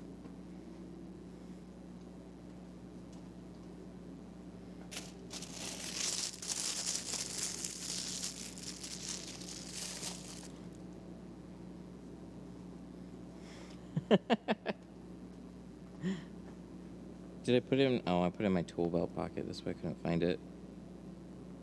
Thank you. I thought I put it in my pocket, but I put it in my tool belt pocket. That's something. How am I supposed to get this? This thing is so long. How am I supposed to get this front end in here? Good Lord. Oh, that's. I don't even know if I need to. I don't know. It looks good. This is just a big, wide, ridiculous style vehicle.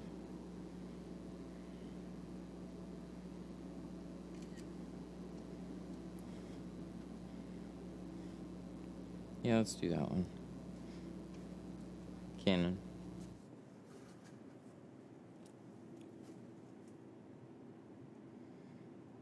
I don't know how I do that, though. I have something, I put it down for 2 seconds, I do something else, I walk back, and I just lost all memory of where I put that thing down. Happens all the time. Okay, thumbnail. So this is something I try and do with every car before I go live, but it's still a process, and I'll show you a little bit of why this is kind of annoying. And then we'll do this back window in the quarter. So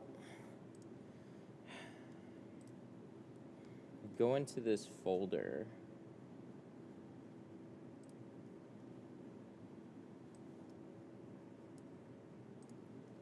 Let me get a couple windows organized. And then desktop. So if I want to set a thumbnail, I have to go into the YouTube window. I then have to scroll down because they have 3 tabs and they put all this stuff together.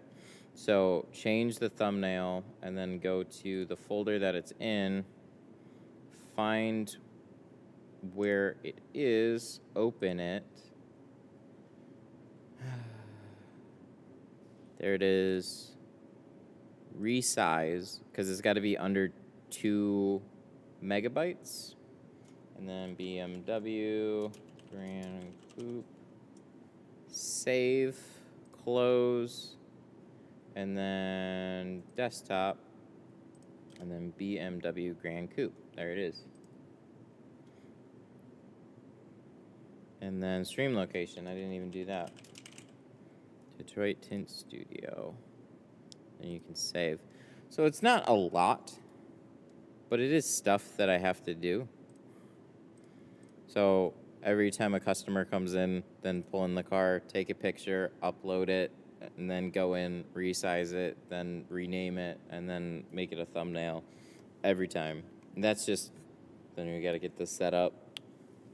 I got to make sure I have film, spray tanks all ready to go, tools are where they should be. Just there's so many things that kind of get misplaced and lost, and then oh yeah, that's not even like the fog machine stuff. Fog machine, headphones, transition delay, so I can just talk and say like GoPro, that, all that stuff. It's just a lot. So every stream, I feel like I get a little bit better at handling it all, but it's just a lot of little things. I just want to stream.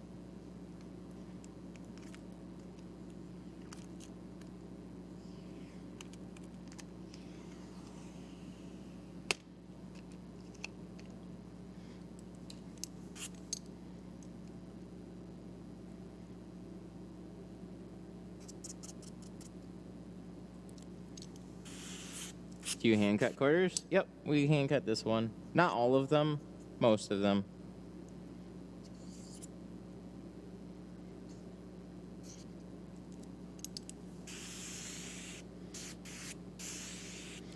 So this one's frameless.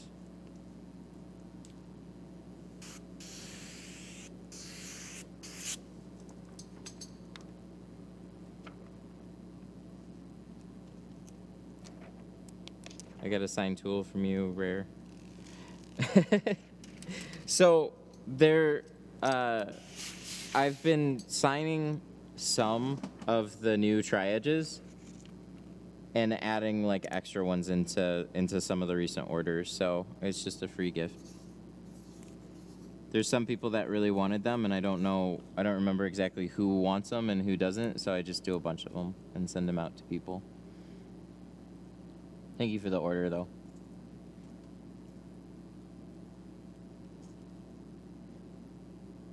Why did it stick? Ah ha ha.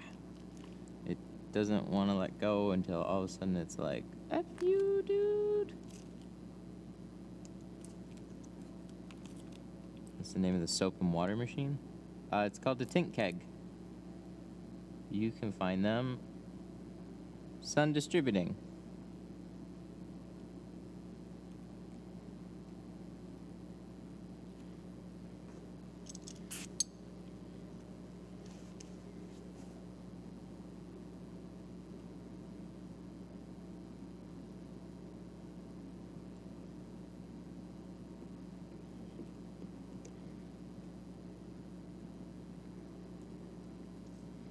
Joy or Dawn?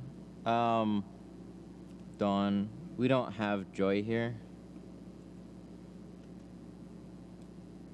I don't know what the closest equivalent is. Like, you can order it, but if you want to just pick it up in store, nobody has it here.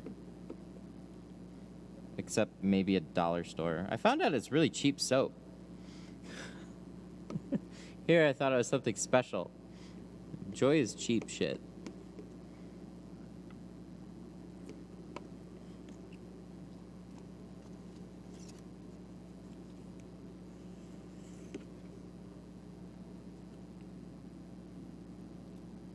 No, this is Michigan. There is no Joy here.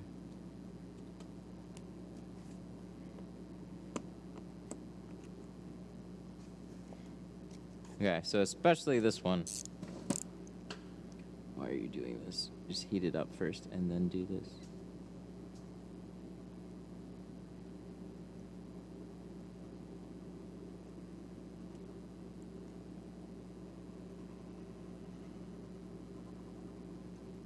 Oh. Oh, well, that was good.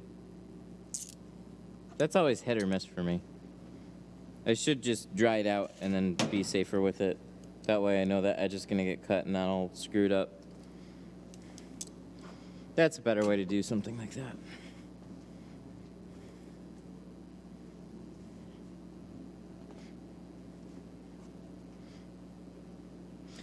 Hooray! Yes, no joy.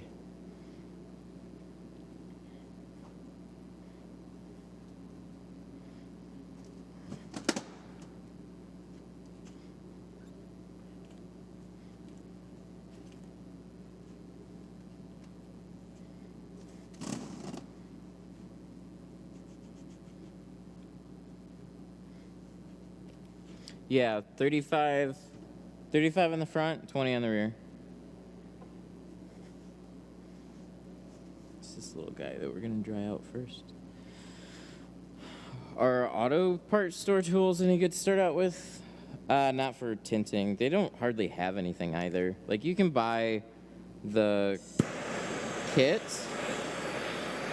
like a black magic kit, but you only get like one squeegee. They give you a big empty spray bottle, a little bit of soap, and like one squeegee.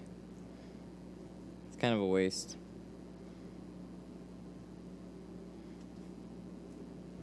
No, we did it right this time, yeah. Thankfully. Yeah, 35 in the front, 20 in the back. Checking some of these.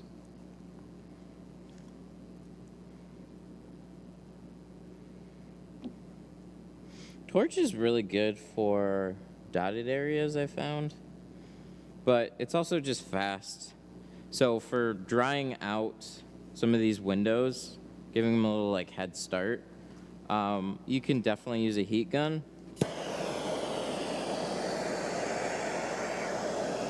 But that's all I use it for. I don't shrink with it.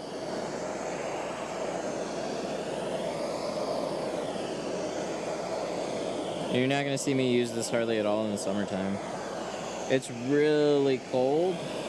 So just, they're frameless windows.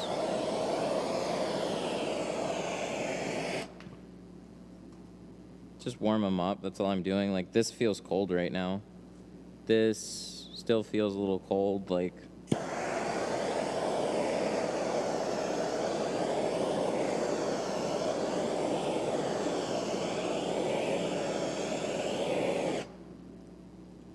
just give them a boost. That's all.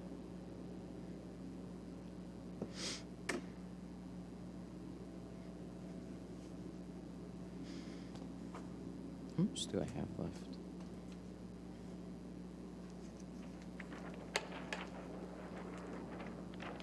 Can I link it? I can tell you what it is and then just search it. It's TRU flat, true flat. This is the little guy right here. I don't really recommend it though.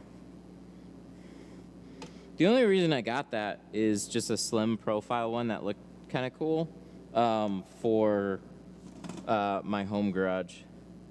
So I didn't need to buy another one though. So I'd get just a shop one or a little tire one. I just realized there's like something here. Looks like there's a little adhesive that I missed. Yuck. So this has got to come off. And we got to do it again. That's no fun.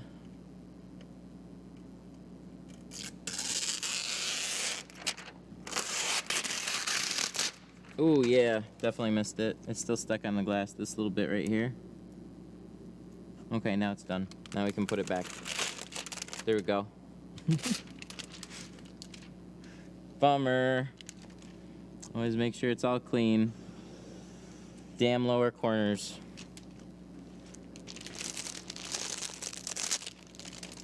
I don't have much room in my garage, so it's a perfect size. Oh, okay. Yep. Then go for it. Like, it's okay. It takes a while to fill up the tank. It's kind of loud. So yeah, the only reason I got it is because it was just a slim profile mount on the wall thing with the little curly hose already attached to it. So works fine. Just for unique circumstances. Damn it. That's okay.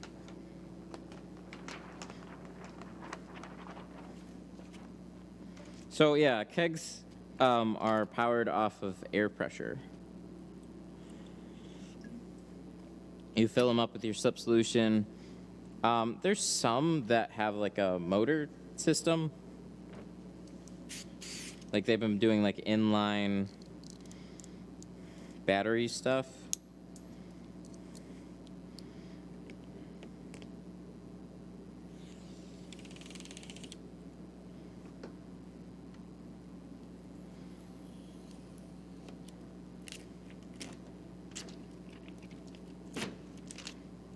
I don't know. I don't quite get it, but some people like it.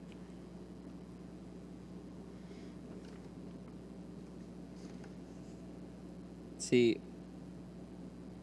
you can never go wrong with air pressure, and you can carry a really small compressor with you at all times. And it's practical too, because you can also use it for your car. So I guess the part I don't understand is why overcomplicate it with a little pump and everything. And then you gotta charge it.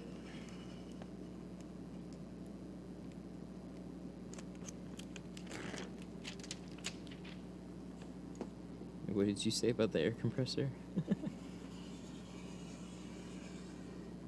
You don't need much.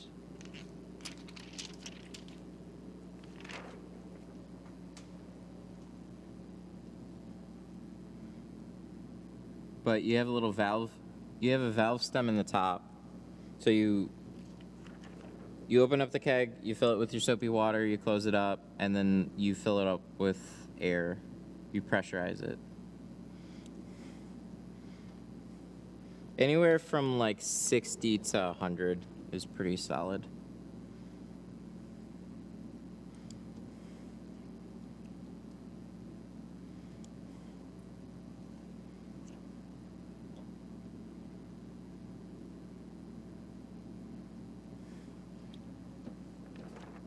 P2, what about the P2?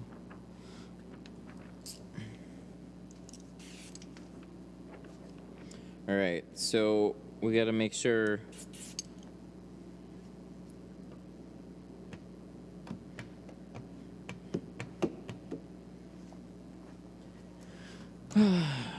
does a Craftsman 125 1.53 gallon work great with the keg? Yeah, it'll do fine. It's right there, 125 psi. Yep. It's honest. Okay, so it depends on what you need an air compressor for. If you need a shop air compressor, just get a big shop air compressor. You can use a little cheap tire air compressor. You just got to make sure that it says 100, 150 psi, that's all. Because there's some tire air compressors that say they only do like 35, and then there's some that go up to like 120, and they'll be like the same price. So one of those Craftsman dealies, they don't hold much pressure in them. Like they have small tanks, and they're really loud and kind of overkill, but not great as a shop air compressor. So it like I said, it just depends on what you need it for.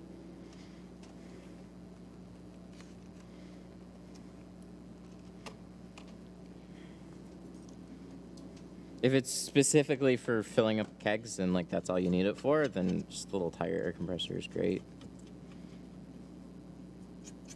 But any air compressor is great. They'll all do its job. You can fill a keg up off of a bike pump.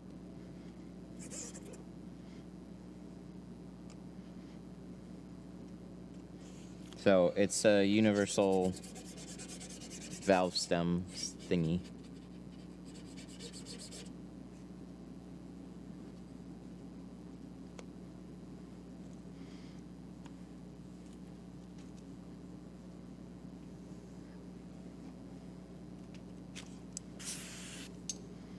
We just had a little gunk in that lower corner that we didn't quite get with the blade. Such a bummer. It was a good looking window.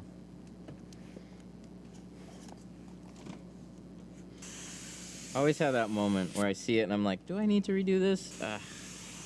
Dang it, I guess I do. It was subtle. It was small, but it's also on the driver's side. So, like, every time you walk up to your car, there's potential to see it.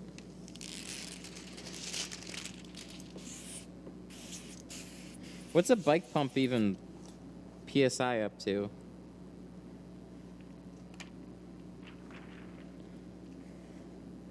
I mean, I'd imagine you could get like 30. So as long as you have like some pressure, it'll work. But 60 and up is recommended. Okay, good. That's all nice. Now we got this part. This inside seal actually comes farther over than the outside seal does. So that's why this is extra challenging to tuck in here. And then that little grip, as you're wiggling it, it likes to stick. Ooh, that's good. We're in. Also, I think we rounded that corner slightly farther to the edge. Looks good. My legit bike pump goes to 160 PSI. Damn! Well, there you go. You don't need no powered air compressors.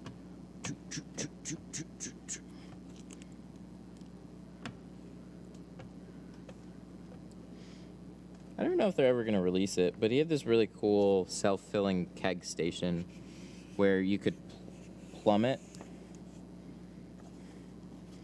to a water line, and then it has this mixing apparatus.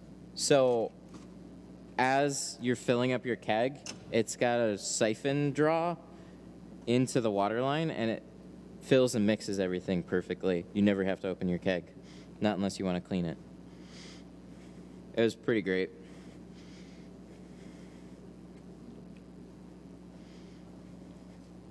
I don't know if he's ever going to release it, though.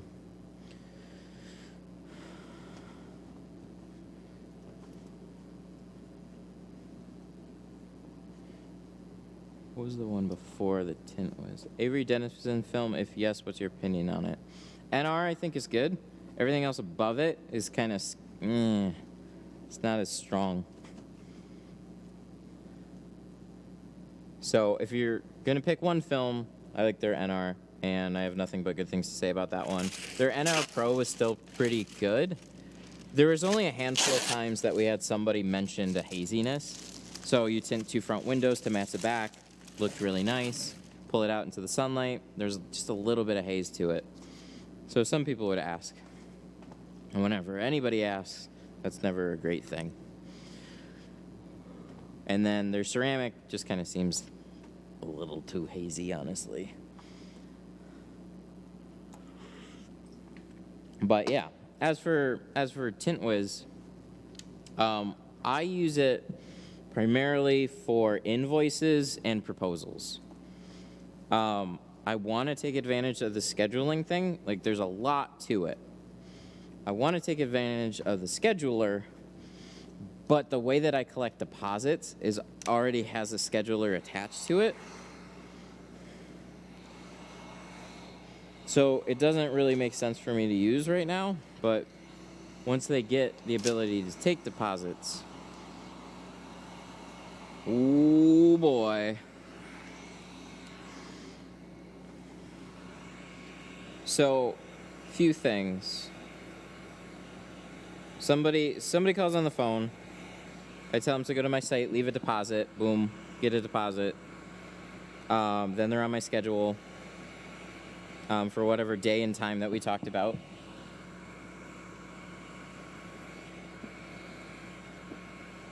And then when they check in here, we figure out the shades and everything. And then afterwards, I should do it kind of beforehand, but typically towards the end of the thing, I'll import them into Tint Wiz, and then hand them an invoice and put them in the system with the shades and everything that we discussed. If they go to my site beforehand, there's a lead not a lead generator, but like a lead capture. So they'll go to the site, and then they will fill out a request for a quote.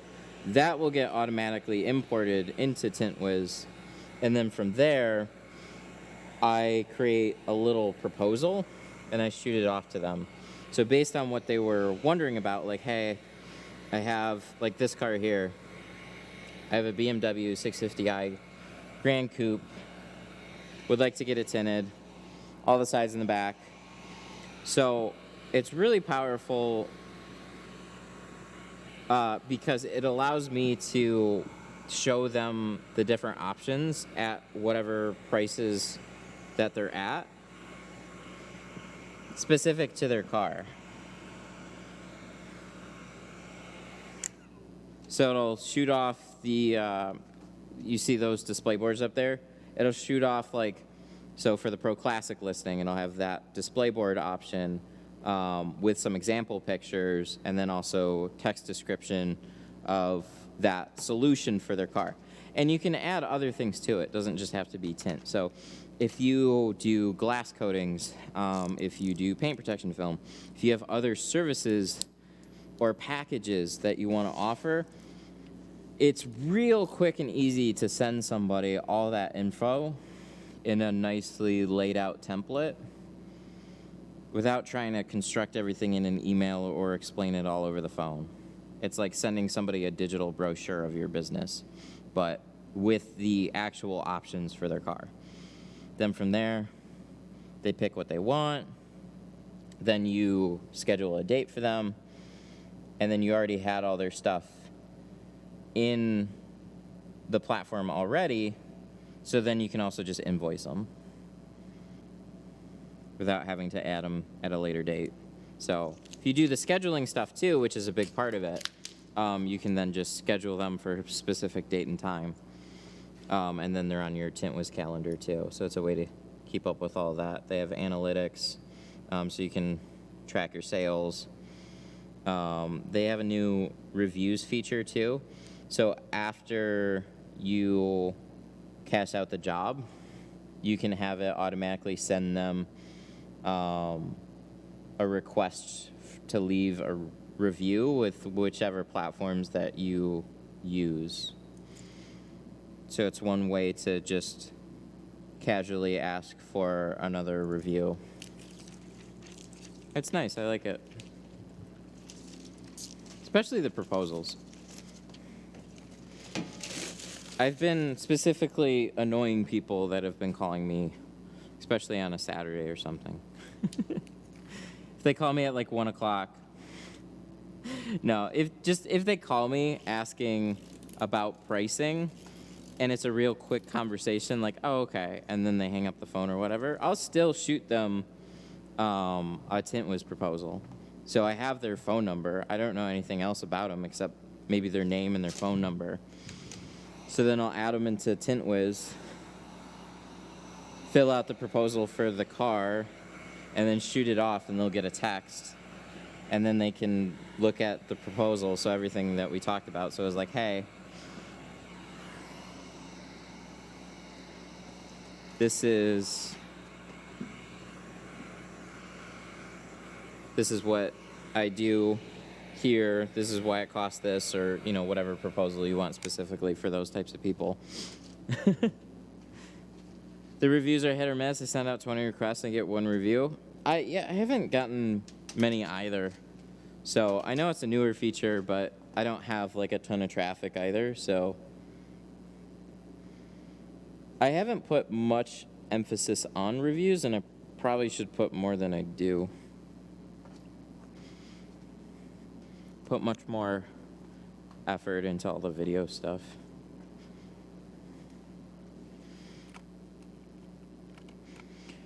It's broken. Where's the key? It fell asleep. It's been sitting here too long. Thinks the doors are closed, and it has fallen asleep. Oh yeah, here it is, with this big old.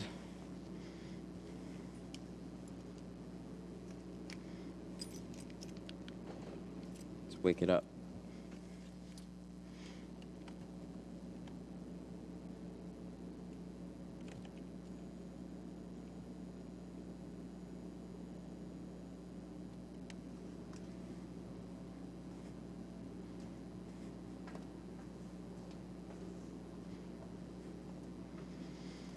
Yeah, if you have an email. So when I'm cashing them out, over the because everybody leaves a deposit, then I'll for sure have an email. So it'll send them an email.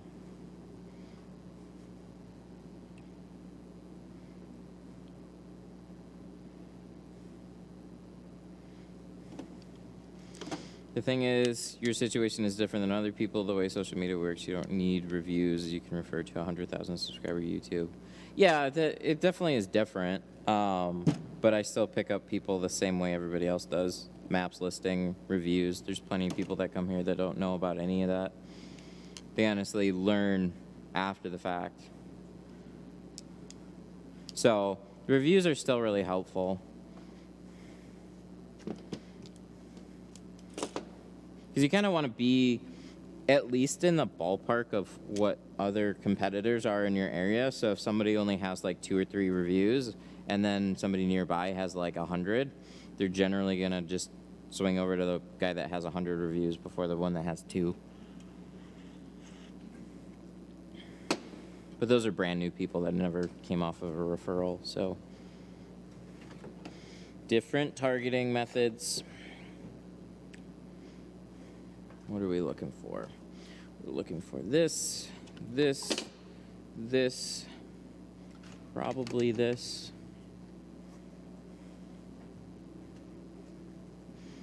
I want to try these little green things out. So we're going to do that.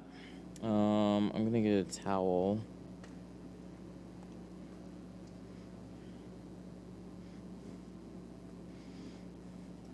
Although I don't have a lot of room. You know it's a fancy one when they put all this here. Do they still? Oh, they still expect somebody to sit here, maybe. It's a 3-seater. It's not a 2-seater.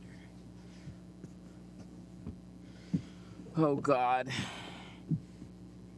This reminds me very much of the Camaros. At least there's lots of space. That's about the silver lining of a back window as this has. Space around the borders. Plenty of space around the borders. Okay. Not fun.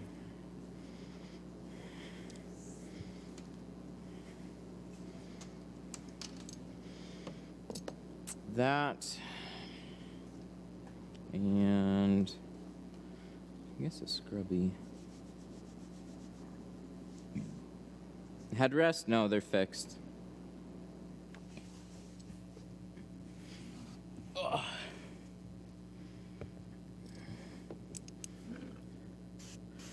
We don't push reviews, just hope they happen naturally. That's kind of how I've been, but requesting reviews is totally acceptable. It'll help.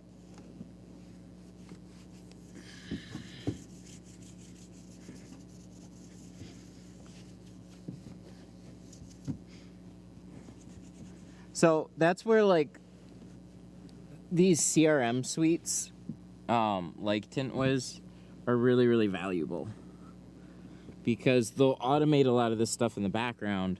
So it's like you don't even think about it. Next thing you know, you've got an extra 5 that you maybe would not have had. Doesn't mean that you'll get them all, but having all those systems work for you on the back end just adds to your business. So inevitably, when you have competition in your area, you already have a big leg up. An even bigger leg than maybe you thought, so. Yeah, this has a defroster. See, so having a hard time getting the side swipe in here, so I would normally use a bulldozer for the rest of it. And that's exactly where I thought something like this might come in handy.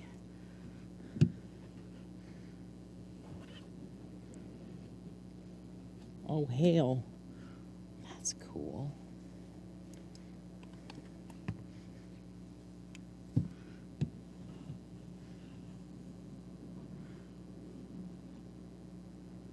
Huh. I like it. That's pretty much what I was looking for. I had to bend it. but it's just a little heat gun and a vise. There you go.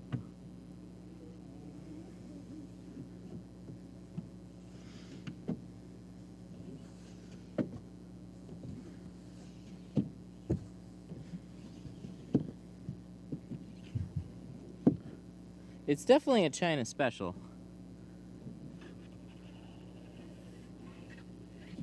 Oh, didn't quite get the bottom there. Took a couple. I had to bend that one a little bit more. Let's see. You know, the handle's a little bendy. I still gotta support it, I think, kind of like a bulldozer. Alright. Real question is, can it help squeegee out that bottom? Because that seemed a little light. I'm gonna have to push extra hard then. So the hardest part is just gonna be placement. It's definitely tight to get back here.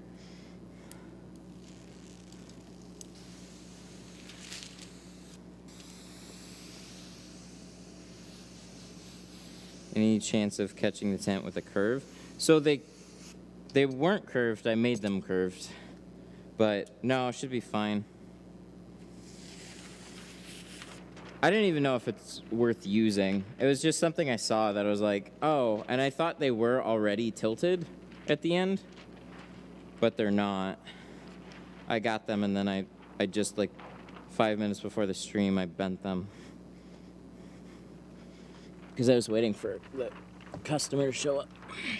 Oh my god. Yeah. Okay.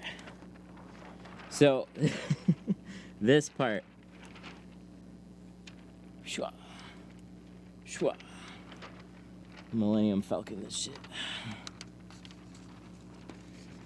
It'll fit. Just take your time. This is actually not so bad.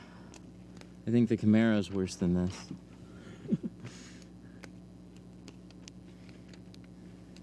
I mean, it's not fun, but sometimes the headrests are wider. So having a tall headrest, it's at least a little pointed. So my arms didn't get stuck. On some of them, like a Challenger, they're a lot flatter at the top. And then my arms will kind of get stuck. And so I have to try and like bend them out of the way. It gets real uncomfortable. So, yeah, this one's not fun, but the more I'm getting into this, it's not so bad. You could probably put the seats down too, but it'll put you closer to the top.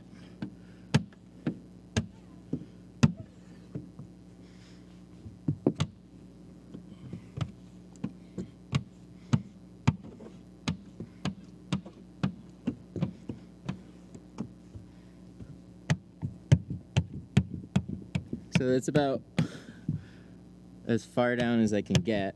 I'm probably about half a foot up the glass still. And then I normally use like this guy.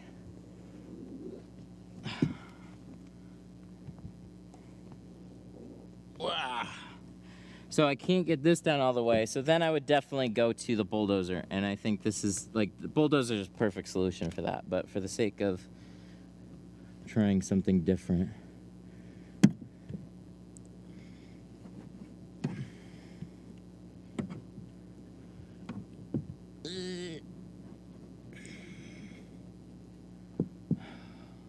I have to push this. This bends a lot. This is tough too, but it's still got to bend it a lot to get it to go evenly. It's almost cool. I swear, I thought it was going to be perfect. Bulldozer. Hang on, let me get my hand in here. Bulldozer. Yep. Can't beat this. No, bulldozer's better. Bulldozer's reinforced here, and it's got a thicker handle, so it allows this stuff to bend, but still keeps pressure. The only thing that I really liked about this idea is it was curved sideways. And I often do this a lot with a bulldozer. I will sideways do it. So if there was a way to just tilt the bulldozer thing sideways, still have the same type of handle, I think I would like it for certain situations, but it's kind of a lot to ask to completely redesign that tool for that.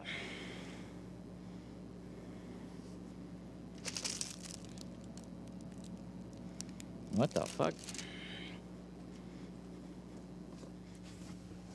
Oh shit, you gotta be kidding me.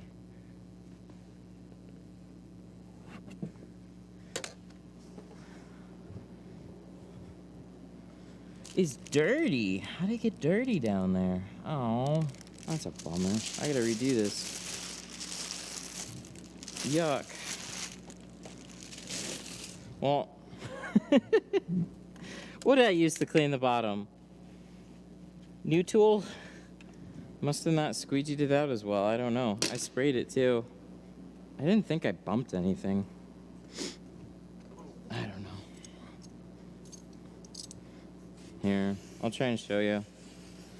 It's not bad, but I can see it already, and it's not even cleaned off.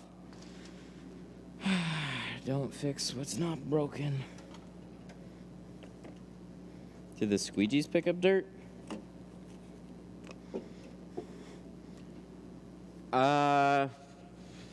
No. I mean, sure, maybe.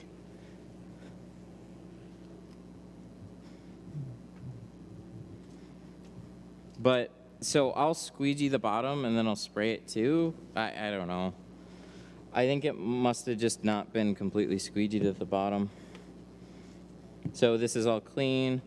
That's all clean. And then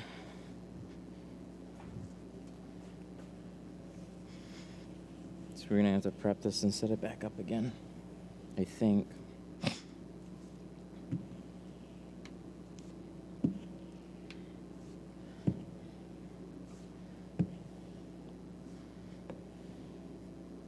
Unless I bumped something. I didn't think I did. God, I hope I have enough.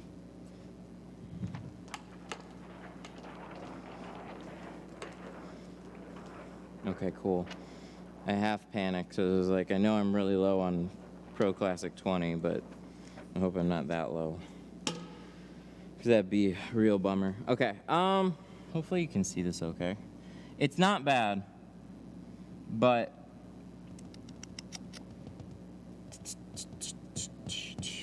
and then there's just a couple little ones over there. And so like that part of it's pretty not great. The rest of it's really clean. So it's one of those things where a couple of feet away right now, you can't see it. You look up close, I know it's not gonna dry right. So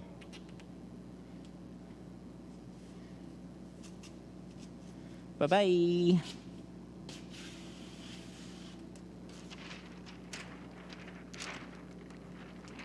Bye-bye. What a bummer.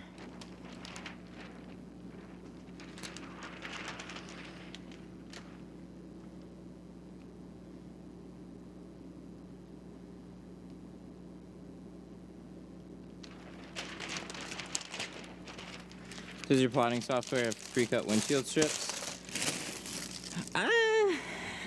Not on everything. I never could trust software with windshield strips.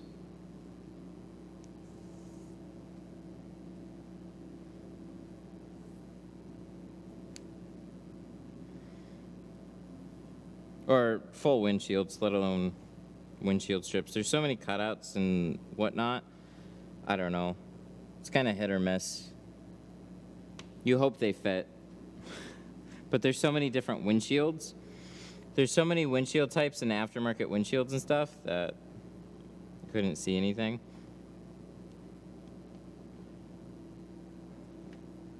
Bummer. We need higher quality cameras. I know there's like the lighting, sometimes, yeah, makes it hard to see. So those are real small, little small speckles and stuff. Mostly full of water. A couple of them are already showing air. Just, it happens. Gonna burn those green boys. I am not gonna be using that in the next one.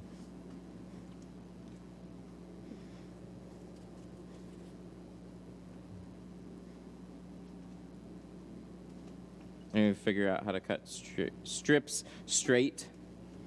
Canon. Some people will use the top of the windshield as like a guide, and then they'll do it that way. I just do rainbow stripes. I don't do that many though.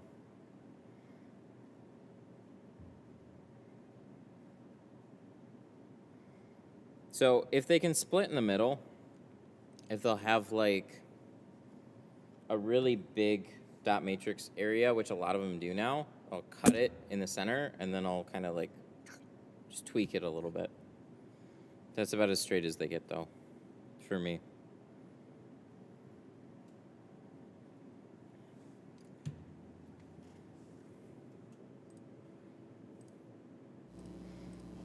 Rainbow strips are the best. Some people actually like that. I don't know.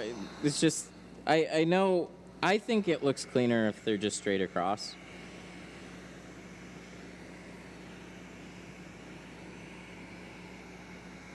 But I really don't hardly ever do them either. It's one of the few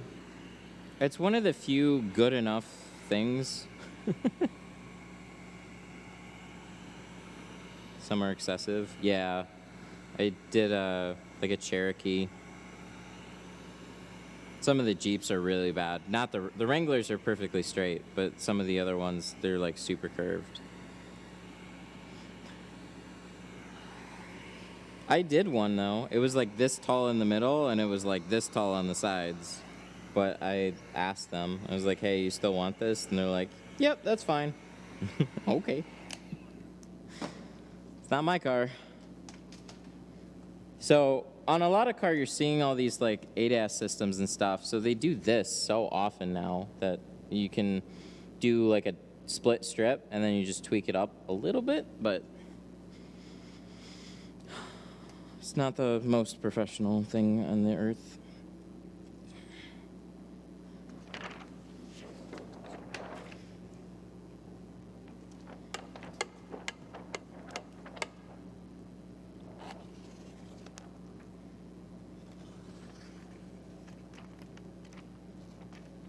Wow.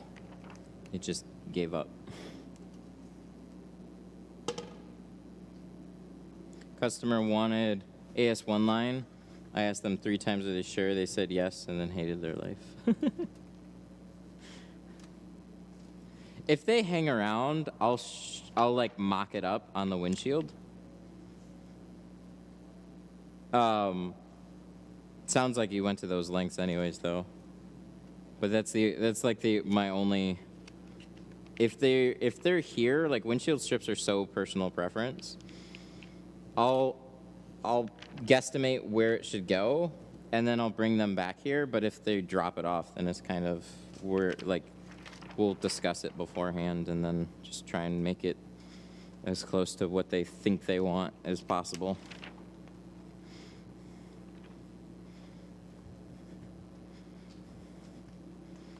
Because, like, you think one thing from looking at the outside, and then you sit there and you see it. That's when you get to, like, it's even hard just, like, sitting in a shop and not being able to drive around with it for, like, 5 minutes and then really decide where you want to put it. I don't like doing strips a whole lot. I'll still, like, I have no problem adding them for people because I still get requests for them, but I just don't really like them. Because all those little things. You got to figure out where you want to put it. Can't always have it straight. Just kind of goes with how the windshield goes, but people still get them, so.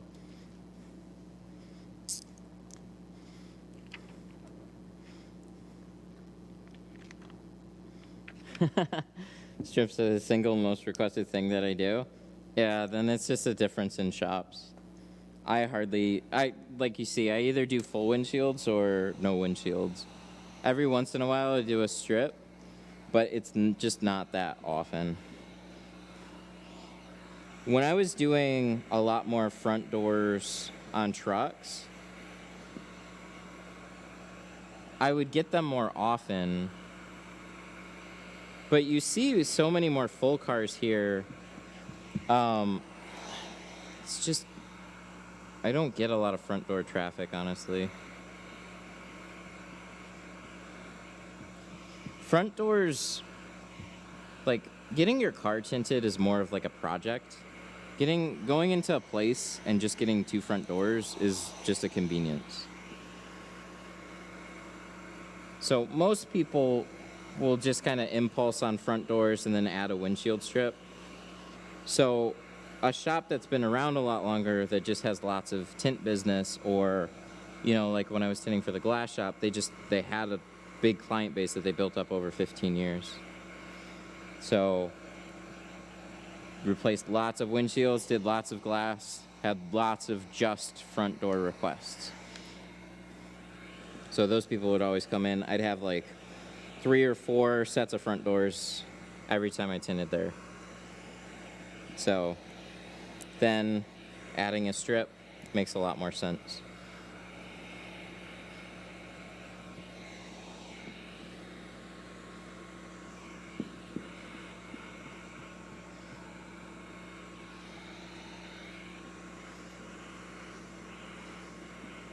I'm so annoyed at my green tool. Because I was also looking for something smaller than the bulldozer too. Bulldozers are big, and believe it or not, they're like super annoying to ship. So I used to carry bulldozers, and then I stopped carrying them because I hated shipping them. They're just super annoying to ship. They don't fit in a tint box. They don't fit in most regular packaging. They're just slightly too long and slightly too wide. But they're just an awesome tool.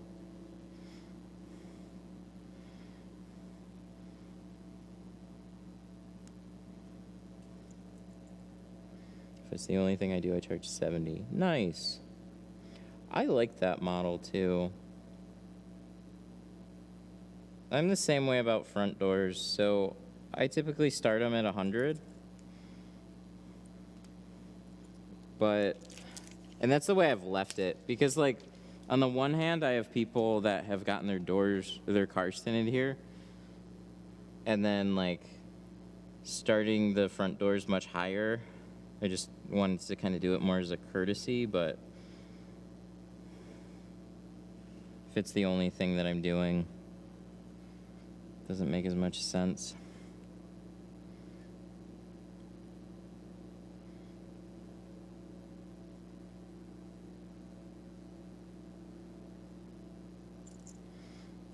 So like with a full car, I'd usually charge a little less on a windshield if you're adding a windshield along with everything. But a windshield by itself is $150. All right, round 2. I'm gonna double check that bottom. Just make sure that there's no like weird grit stuck to the glass too. I don't want to completely blame those squeegees for it, but it happened on their watch, so not a great first impression to do lots of amazing back windows and then all of a sudden have a dirty back window when you use a new tool. That's why, like, there's so many things and options and whatever that you can use. Just so there's things I don't even think of necessarily that can happen. Just use what I use. Use what works well for you, but if you don't use anything right now, use what I use, because that's what I know how to talk about. What cars do you tint? Which do you prefer tinting the most? Easy cars. Malibu. Give me Malibus all day long. If my world was full of Malibus and ice cream, oh, what a world it would be.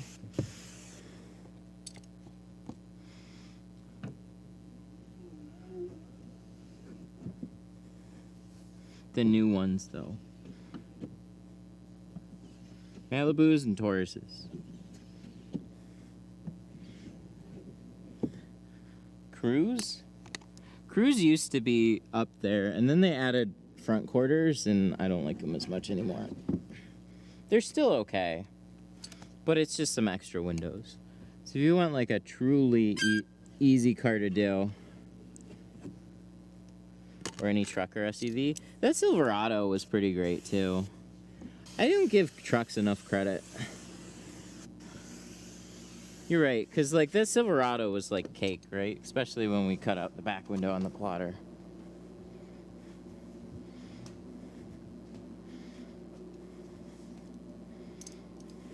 Civics? Yeah, Civics are good. Civics has like a lot of those cars have really forgiving seals too. They're just not tight.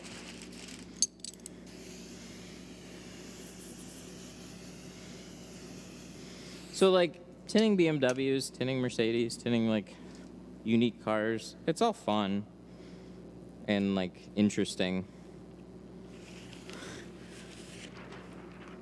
But I really like just simple cars. Let's make my life easy.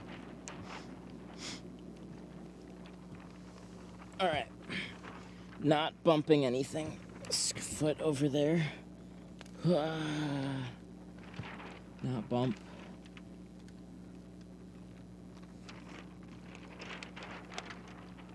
'13 Ultima, nice. We were praising Mercedes, or sorry, BMW. See, touch the glass. Everything went on nice. Make sure it doesn't scrape anything as we're. I don't know. I'm really confused on what happened. The only thing different that we did was used a different tool. Sometimes that's just how back windows go. Maybe it just didn't get squeegeed quite right. I don't know. Something like that. We do lots of pretty perfect back windows here, so it's a shame when that doesn't happen when we felt like they should. Okay. That is all down. Oh, that's a little high. Or a little low. Make sure all the edges are covered, even the ones you can't see.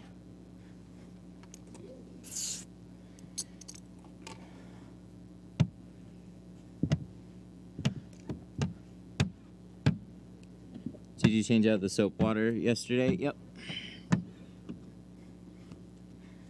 If it was water, I don't know if that question is towards this, but just in general, if you don't change out your water, usually it's just sticky, or you'll see soap scum. If you haven't really scrubbed your tank out in a long time, it'll all start to shed, but a couple days or a couple weeks of not cleaning out your tank, it's not gonna do much, and it'll look real even, not some random speckles right at the bottom. Love it when you toot your own horn. Oh, we have perfect back windows here.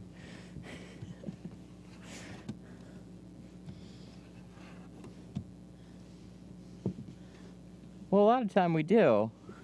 And you can see pretty clearly, if I don't have a back window, like this is a good example. I haven't redone a back window in a while. But if I feel like something is really not up to par, a couple little things is not gonna bother me much. But when you have grouping, multiple speckles together, it's like something happened there, and I don't exactly know what.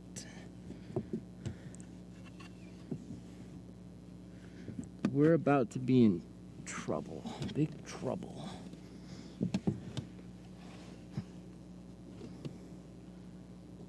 Ah, there we go. So I definitely didn't want to tint it twice.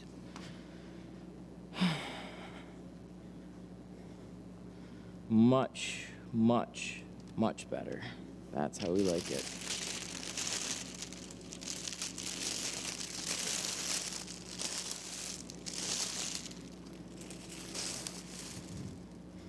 He's in trouble, big trouble.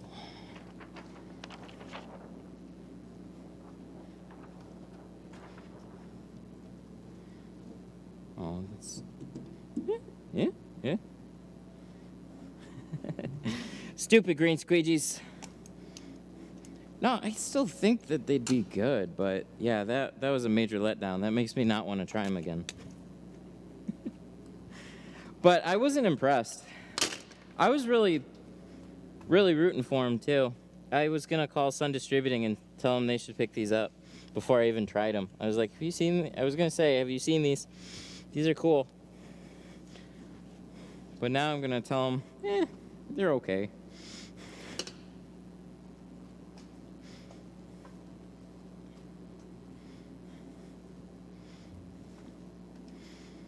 So, really, the way that they have this beefed up here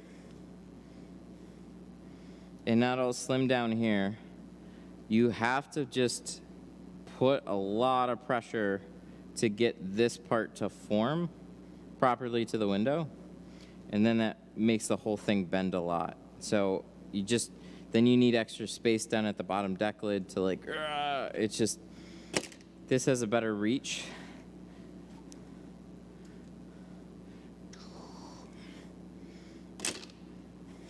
Exactly. I was gonna finish that sentence that you finished, and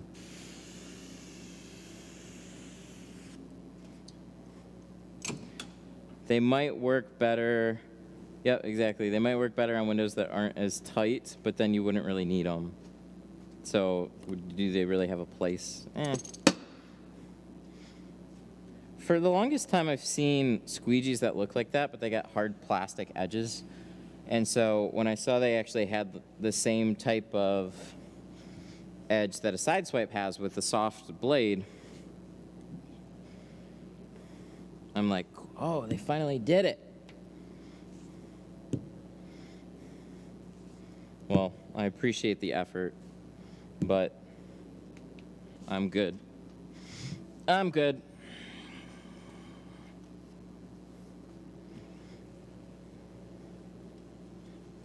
Burn them all.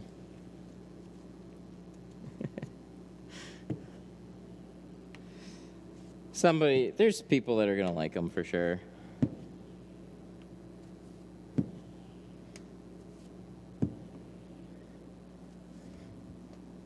But it was worth a shot. Nice. Looks good. Heck yeah.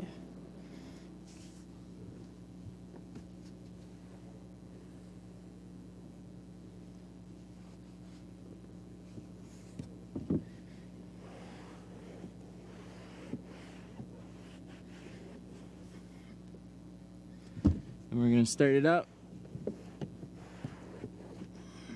Make sure everything's cool. Yep. See these headrests? They're all just locked in here. Bummer. Seats will fold, but that doesn't help a ton.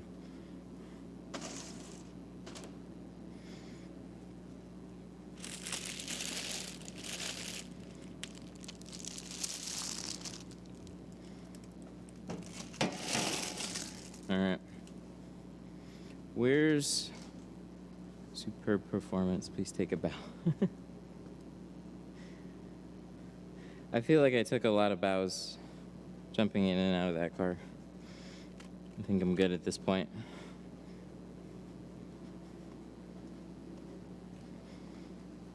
It's when you have this big old headset that gets in the way too.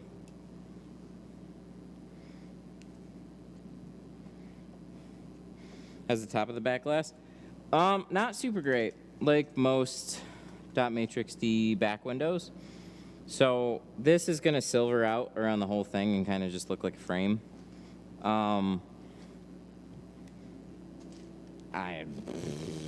that's just how they are. Heat them up, press them down a little bit, but with this cold, it'll just take a while to dry out. And even then, you have mixed results. It's not even like a big dot matrix border, it's just wider than normal. So,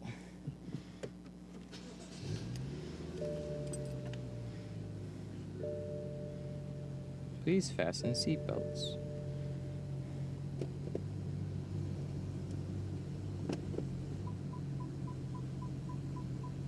Yay, camera works. Oh, it's got like 3D mapping on it. Look at that. That's that old looking 3D mapping though. Isn't that adorable? Look at this.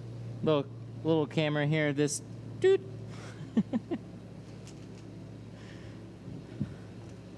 Everything works though. Radio. That's that, but this is.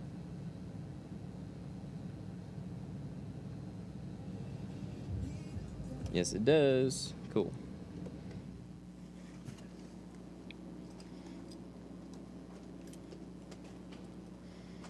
Where do I put this? This is a lot.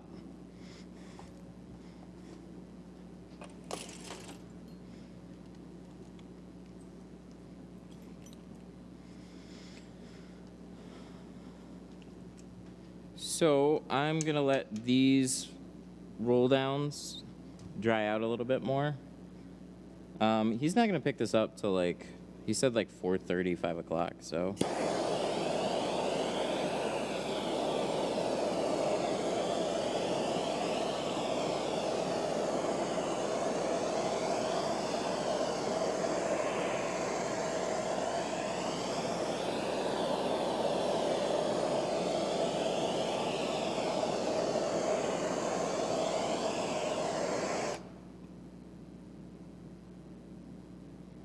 Mildly toasty.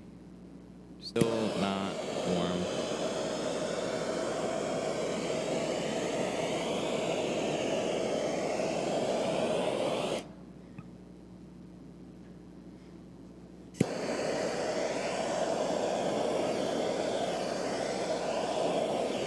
Yeah, man, frameless quarters. It's a Mercedes thing. BWCC, Mercedes. Some of them got it.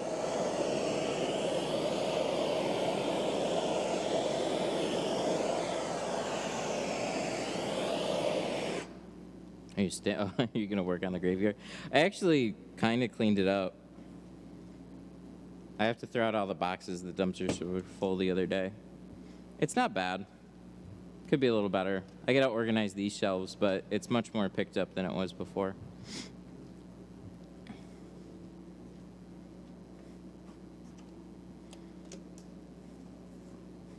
See, I haven't even trunked tint on here much at all with the torch and just using it on the glass.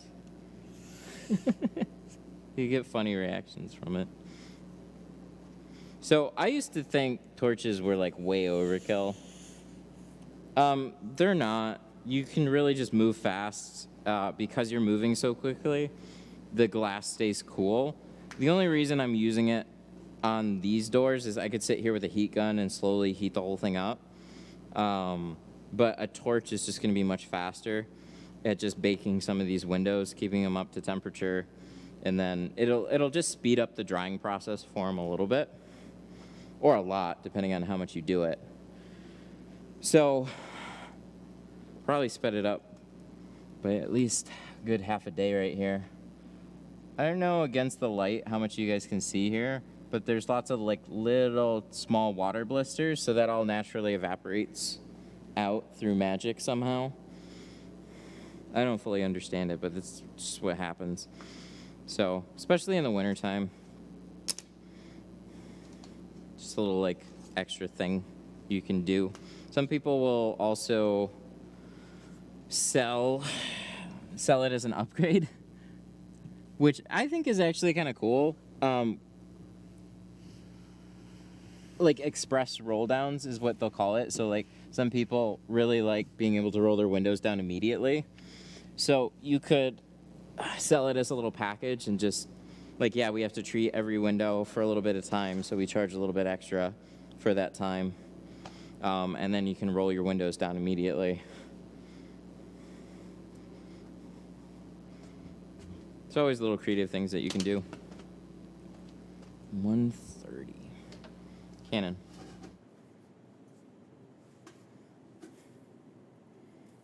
Ugh.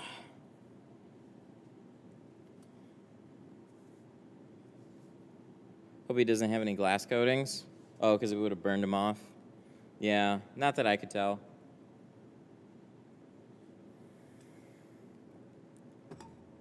That's a good point, though.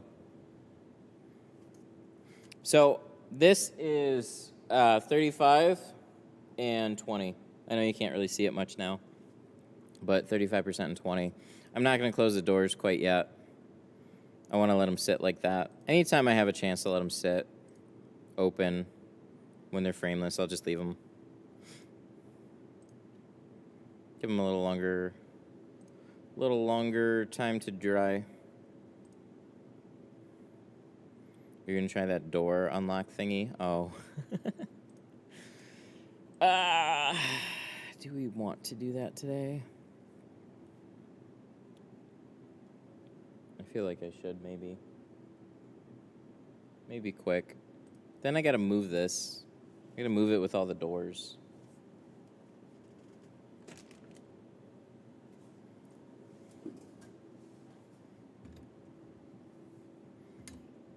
Will we learn bottom loading in your class? No. No, not really. I can go over it, but we're not... It's the easy way to tint. It's not hard to do, so it'd be really quick for me to show you what to do. So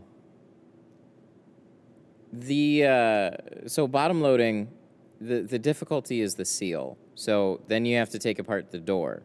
So if the door panel pulls back and the seal pops out, then it's really easy to show and do.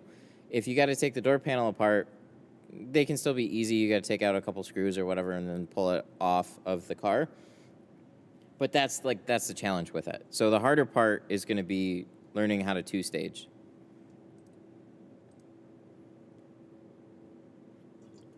So it's definitely something I could go over, but it's pretty straightforward, and it's not something that I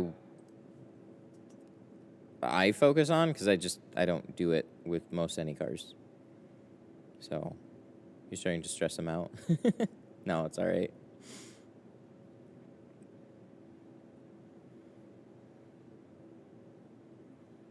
I just don't know if I want to pull this car out and pull the next one in, or pull my car in and then try it. I'm debating. What? It'll probably take about 20 minutes. Oh, I suppose. What happens if I actually lock him in the car? You gonna have somebody come and unlock it for me? What percent is your personal car? So our van is 35 and 50, and the other thing is 35 and 50. 35 and 50. 35 and 50 for most. Let's see. What does this do?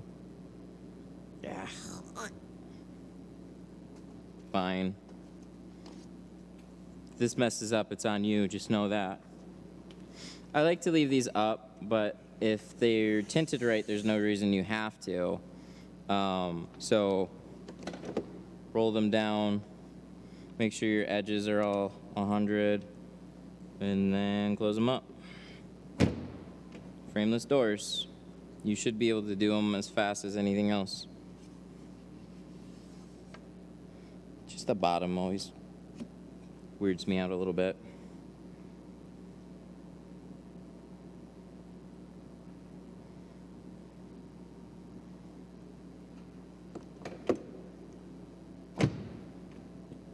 Then we can see what it looks like anyways.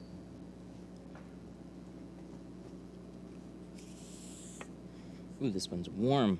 I like it.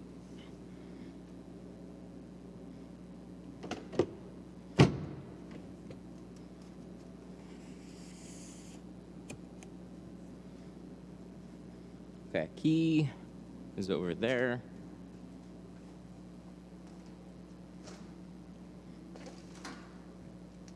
Uh-oh. I heard something disconnect. I have no idea what disconnected, though. Any more lives this week? I don't know. Tomorrow, I have like one window. Surprisingly enough, I haven't had anybody book tomorrow yet. Yep, all good. So I'm not going to pull this outside.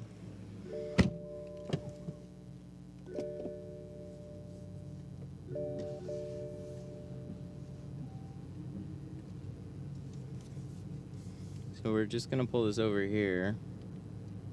Let it sit inside, because the nice thing to do is let it sit inside for a while.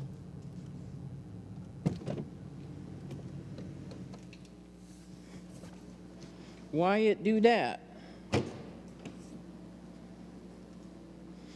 And you can see too, under this type of lighting, you see how different it looks?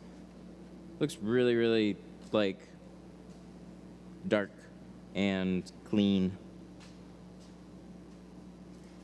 Wow, that really sprayed the whole thing. Those things, those headlight ones, that just soaked the whole side of the car. Had it all nice and like cleaned off. What the heck?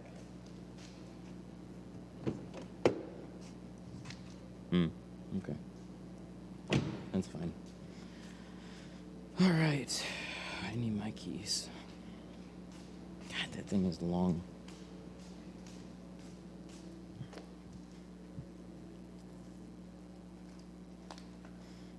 My microphone is probably going to cut out as soon as I go outside, though.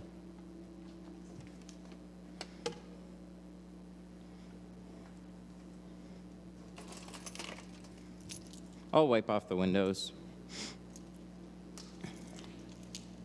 But I don't know what's going to happen to my headphones, but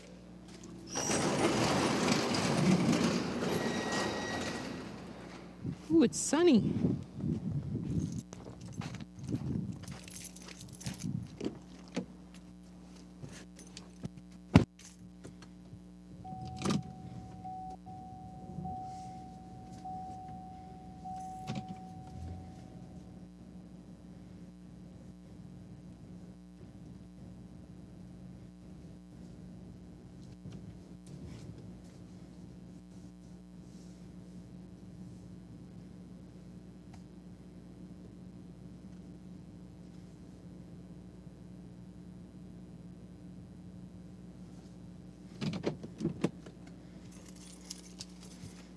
We're blind by exposure. Oh, that's a bummer. I'm blind too. It's really bright.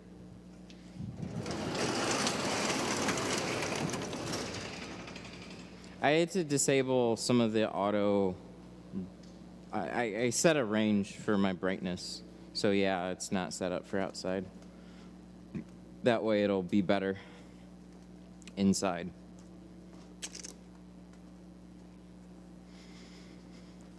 Because believe it or not, when you're looking at a black car with black tint, it kind of is difficult to see.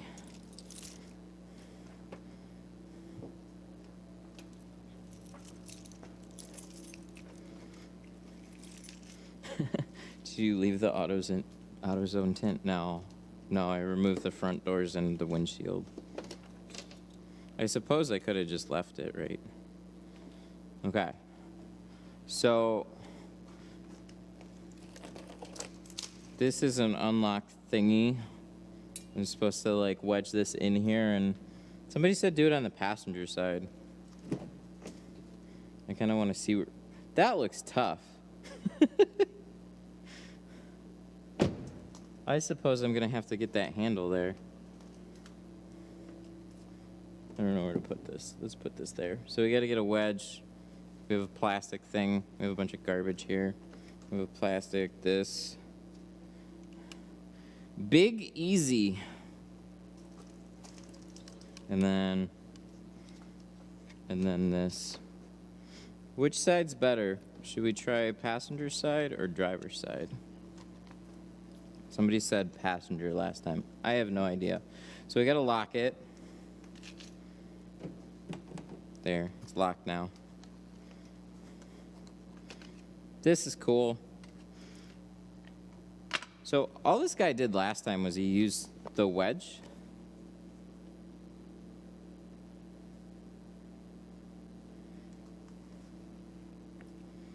So you're definitely not just wedging this in here, I don't think. Maybe you are. Oh shit. Oh wow. No, that actually went in. Dang, did you see that? I didn't think that was gonna go in there.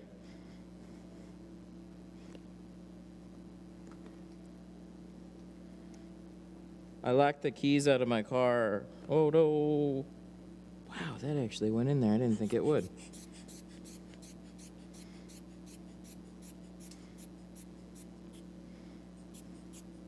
I don't like this at all. I'm scared.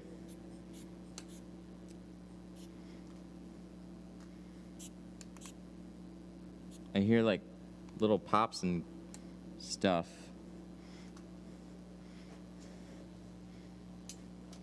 Go higher? Should I go higher on this?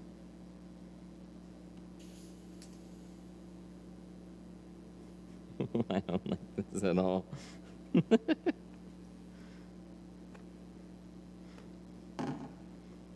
Not hard to go a little higher.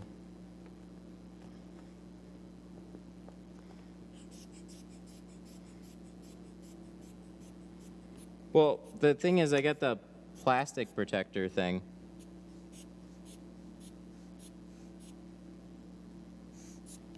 There's not exactly much room up here. So, top around here or top up here? I'll give you guys a minute to make up your mind.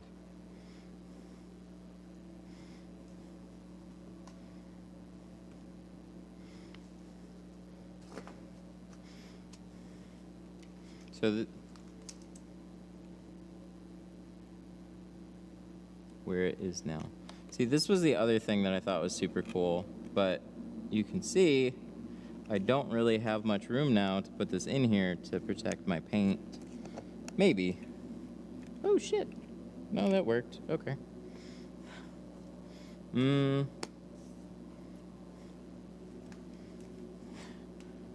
You're gonna mess up your transmission. Am I though?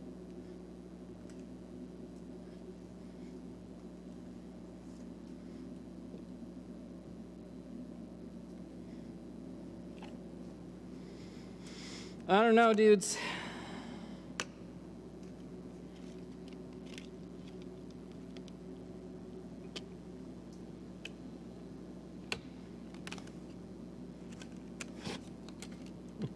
Oh no. God damn it.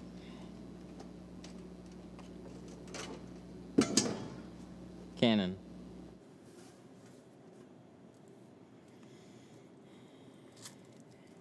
I'm not exactly like super stoked about doing this right now.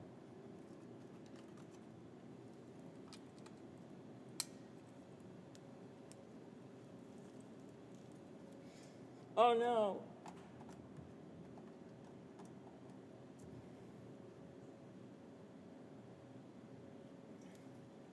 I don't think you guys are going to buy a Holly Lamb though. This was like a $650 transmitter. It's overkill. Not for tinting. I didn't even get the stick in there.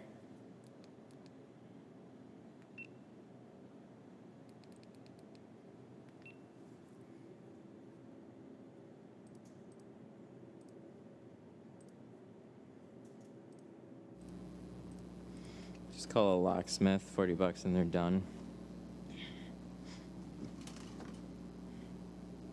I agree.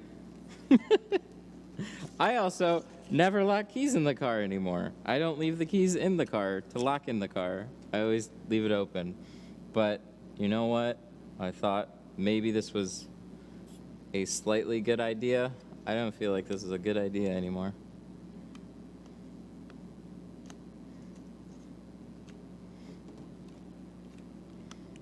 Now people are going to be confused, like, oh shit, he locked keys in the car? No, this is my car. We're trying the big easy. God damn.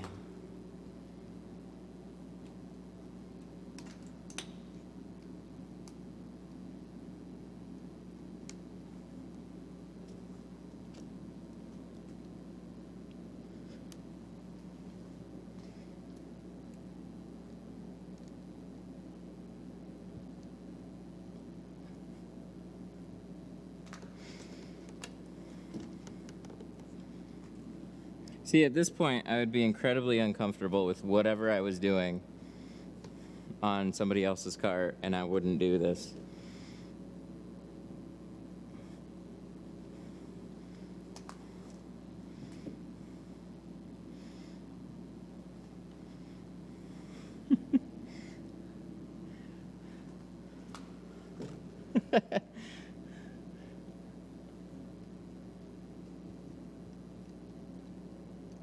It's just stuck.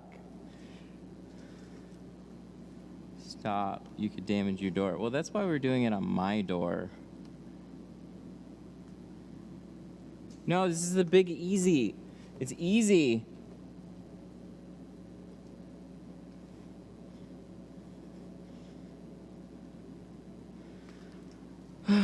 See, most people have 2 keys too. So, like, as inconvenient as it is, you...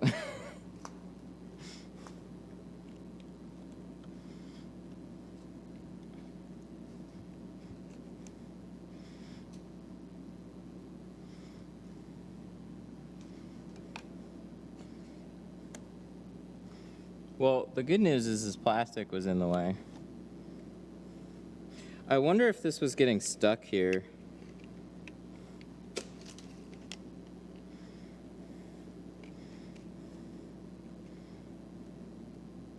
Let me try and get these together a little bit. That way I know it's clear of at least that much.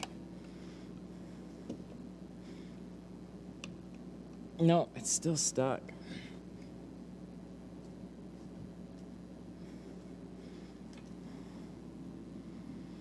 Boys, I don't know.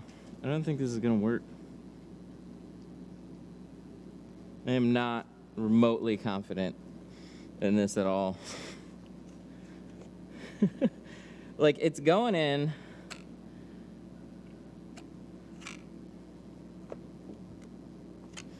But it's hanging up on something.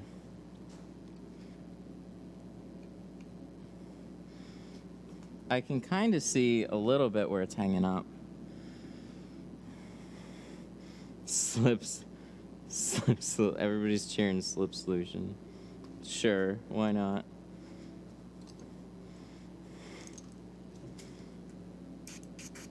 There.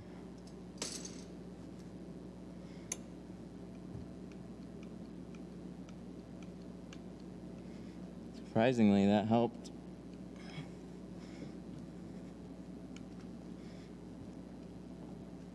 It's still catching on something, though. I can't even tell what, though.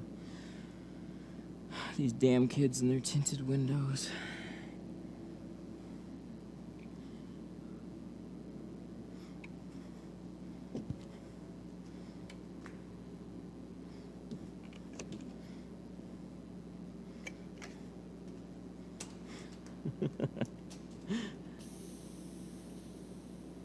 Here.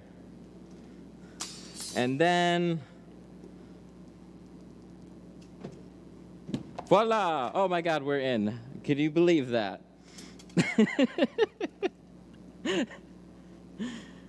Well, I didn't screw anything up, believe it or not. At least not that I can tell. No, it's still flush. I don't see any damage. I would have screwed it up majorly if I didn't have this here, though. See how deep this is, though? I feel like you gotta start more down here, not so up here, but it works so well.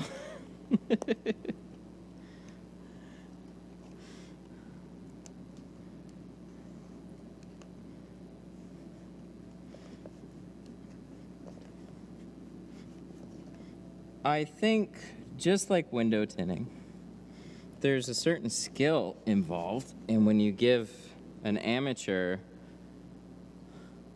some tools, doesn't mean that they're going to be able to do it. But if I'm being completely honest about all this, I wouldn't even remotely feel confident in trying this on somebody else's vehicle.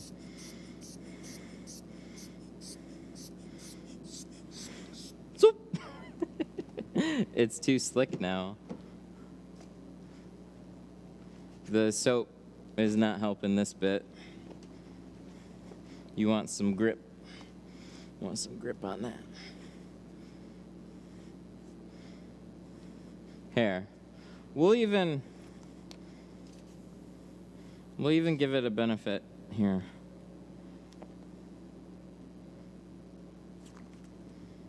Watch. We'll do this. The easy wedge. It's wedged.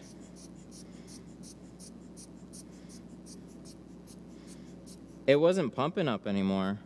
It was maxed out. Now I think this is better. Eek, that sound.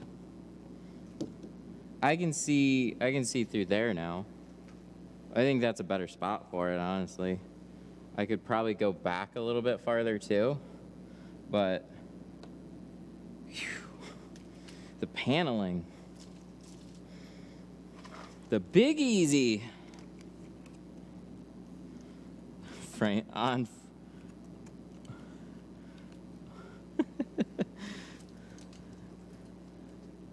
Hang on. Did I get locked out? Yes.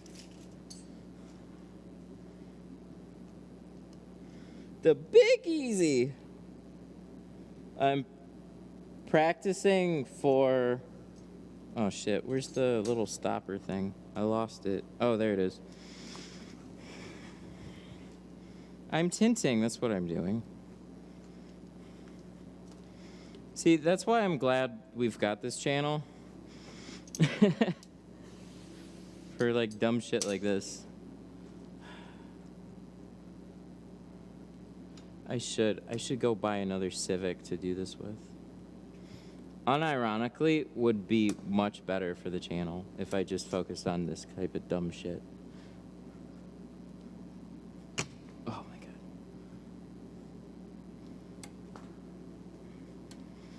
This is the lockpicking lawyer. We're in! Boys, we're in. Oh my god. Do you see that? We did it. We're inside the door. I think we're still in the plastic. Yes, we are. We made it. I've never been this far into a car before. Okay. Problem. Big problem. It doesn't want to go this way. You see that?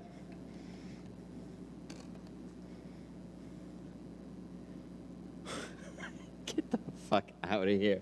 How are you supposed to get this shit to work? It's not bent enough. Pivot. So the pivot point's here. It's not even touching the door panel. Fucking woo. You see that? Just doo-doo-doo. Here, I could probably flip down my visor easier than I can open the door. There we go. Boys, we successfully adjusted our sun visor. There.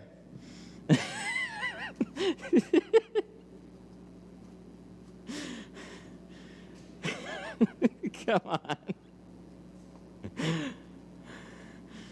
Sun visor.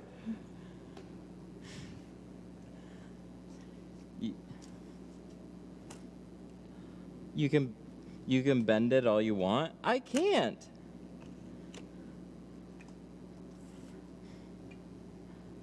Wait, I got it. So are you telling me I got to take this thing out and then bend it?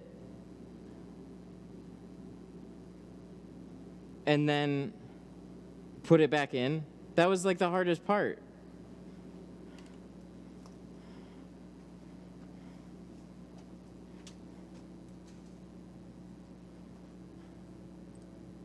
Oh my God. Don't bend it.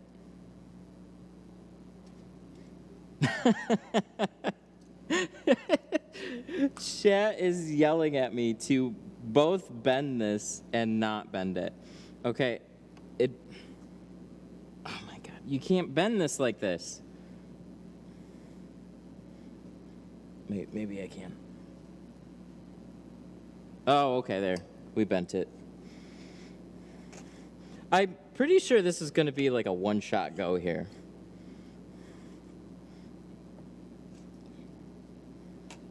I think that made it worse.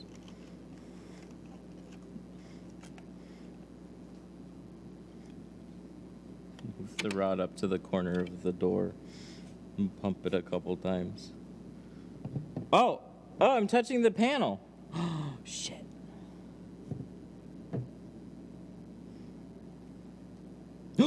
Shut up. I'm on the handle. Holy fuck. I hooked it. Wait, I gotta undo this, right? I'm on. Stay. How'd I do that? Look, you see that? I did it. I'm on the handle. Chat, you're a genius.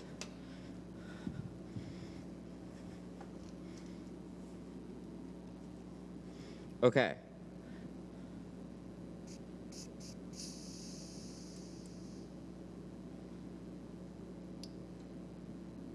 Don't undo pump unlock first. Oh, shit.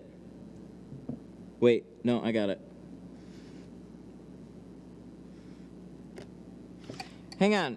I gotta learn something about my car first.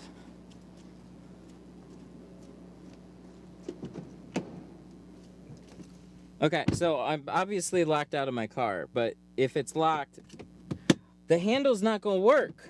Oh, shit. That was pointless then. See? So, lock. Oh, wait, no, it will? Hang on.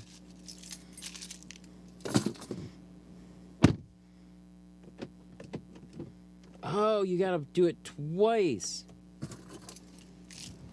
Okay. But if it's out... Hang on, I gotta see this too. Toss the keys there.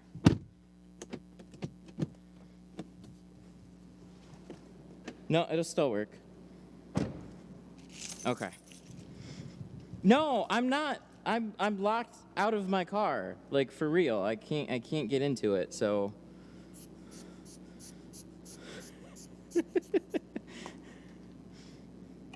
I had to make sure of one thing.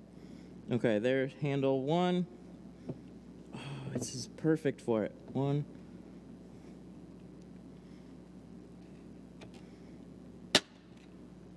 Then use that. Ugh. Well, okay, so if you're locked out of your car, of course you have the keys nearby, right? So there's a little red light there, and I'm waiting for that to go off, but it's not happening. I pulled it all the way. I definitely yanked that handle all the way open and nothing happened. Red light still on. So I have to hit the button. There's no way around it. You guys told me going through the passenger side. I don't believe you. So now you're kind of just guessing at where the buttons are and like pushing.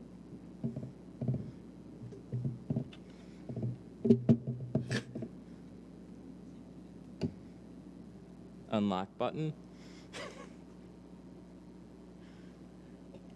It's on a timer or you have to do it quickly. It's not happening. It's definitely not happening. Hit the button. If I could see the button, that would be okay. But I can't, and I can't try it on this side. It's all guesswork, so I can't see anything that I'm doing on this side.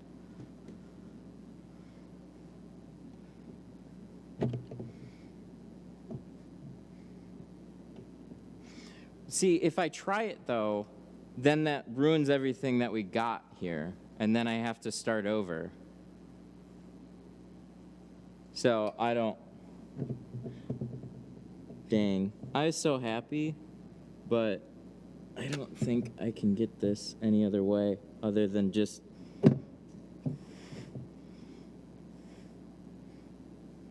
put a camera on the other side. Yeah, I thought about that one.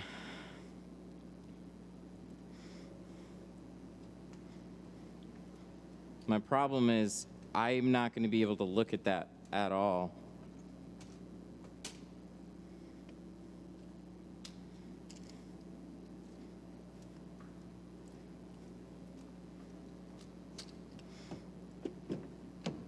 You're doing great, buddy. So, the thing is, if it's locked and then you do it once, okay, I see what you're saying. And just, it should work. What the heck? Keys are in the car. Do we have to leave the keys in the car?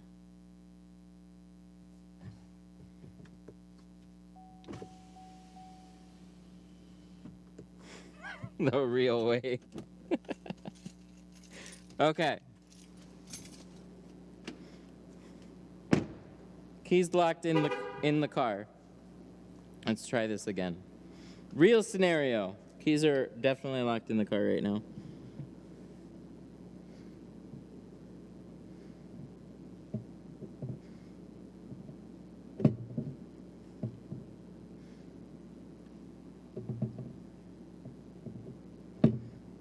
Because that would be real world situation, right?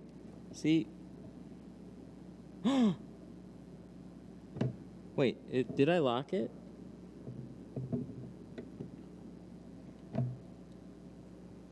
Let me double check. All the windows are totally up. Yep, we're locked out. Oh, what?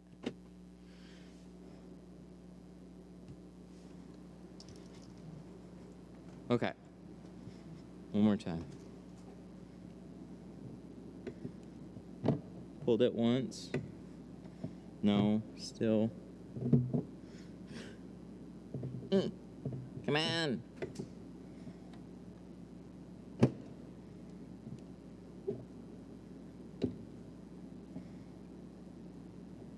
Well, Chevy's dumb, so it definitely lets you do it, because it let us do it.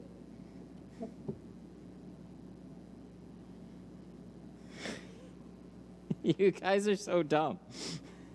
It won't lock if it... It did. The light's on. Wait.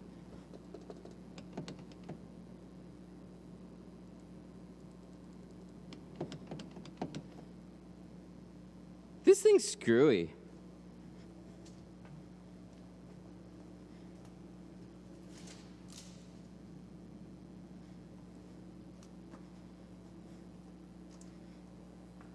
Okay, I'm just way confused now. So, the thing is,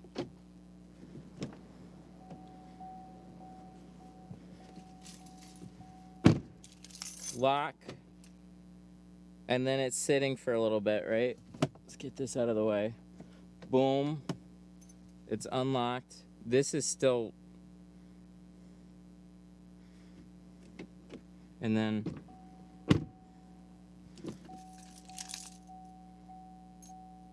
That was really screwy. I don't understand what's going on. but the red light came off, and then I still couldn't open it.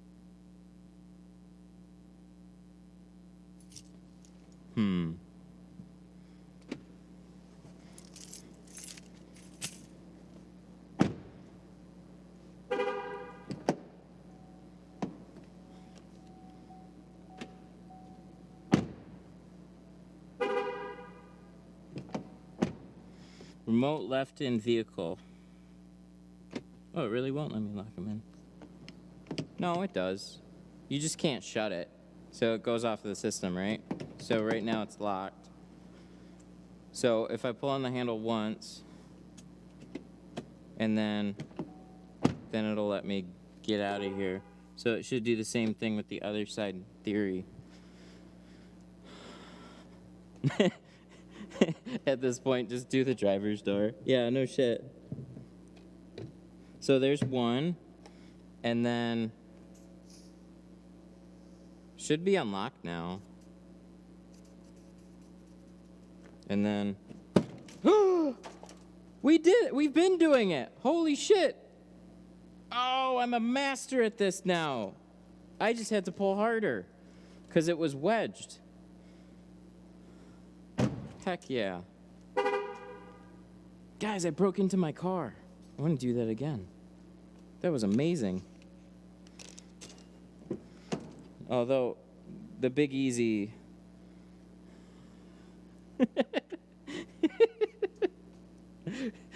the Big Easy left an impression.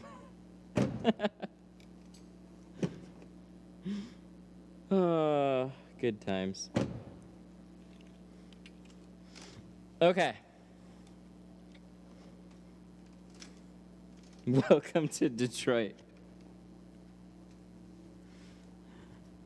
Now lock your keys in for real. No, I think I'm okay.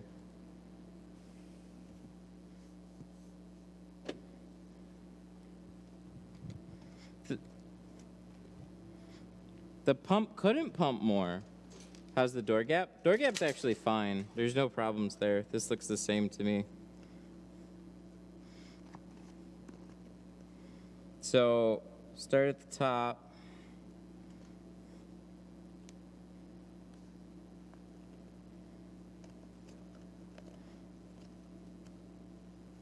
Squeak that in there. I'm really impressed how this thing just like squeaks in there. So I tried messing with the pump.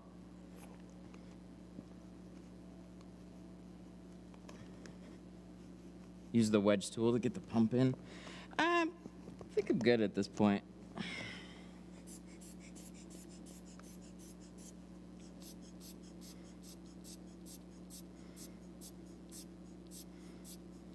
Oh, that's just not in the right spot. Yeah, I'm definitely not going to do this over on the driver's side.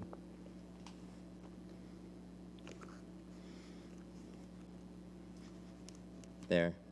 I feel like I can get this in better.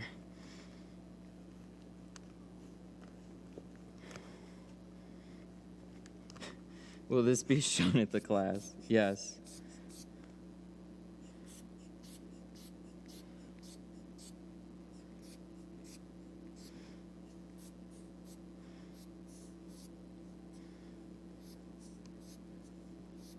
Ugh. Okay. Part 1, wedge. Part 2, plastic protector.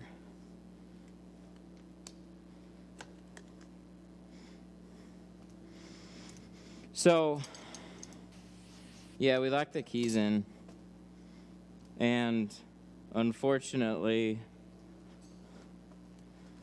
you see that red light over there? It's definitely like it's locked.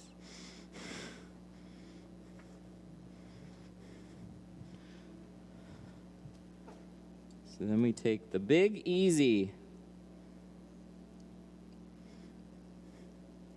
Why does everybody want the white wedge? Ow. Fuck.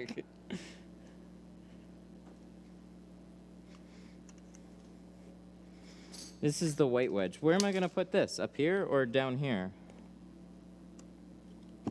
Oh. Okay, fine. You win.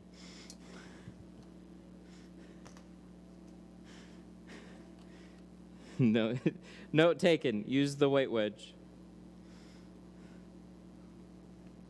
Oh, we want to spray this too.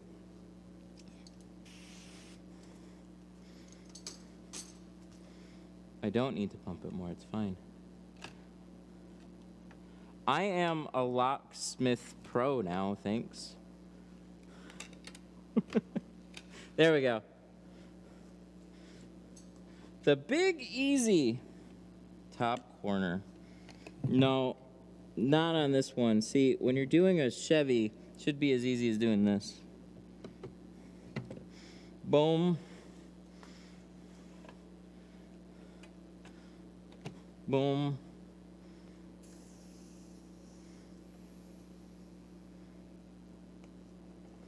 And then, boom! Ha! What up now? I'd say I was much better on that the second time. Cool. Huh. Works better than I thought. I guess you just have to go to school. Yeah, that all looks fine, too. It doesn't look weird or anything. The Big Easy. All right, it's a little better than I initially thought. I'm still not going to do this. I'm still not going to use this on my customer cars because I'm not going to lock the keys in the car. And if I did, I don't really like what it takes to get it out. If they had no keys that they could bring here and just unlock it themselves, then obviously you don't have any more solution here. But so the first time, this is why this requires some training. Push that in a little bit. Hopefully we didn't like, oh no, framing's a little bit here too. Well, live and learn.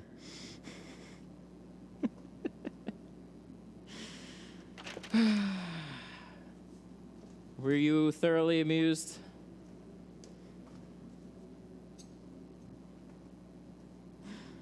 Good God.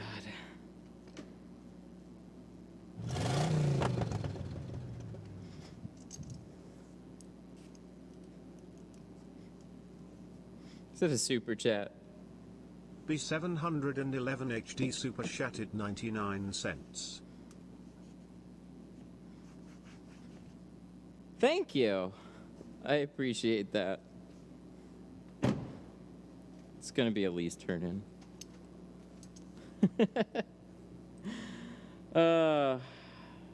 Where is it? Live stream.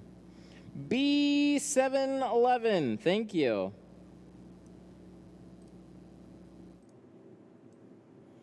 I could only afford 99 cents. Hey, I appreciate it. Thank you so much for the super chat.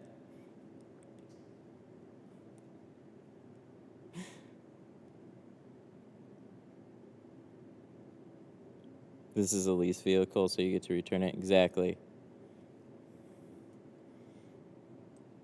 With the lease turn-in, it's got $5,000 worth of regular damage, and you can turn it in. Then they won't charge you for the rest of it.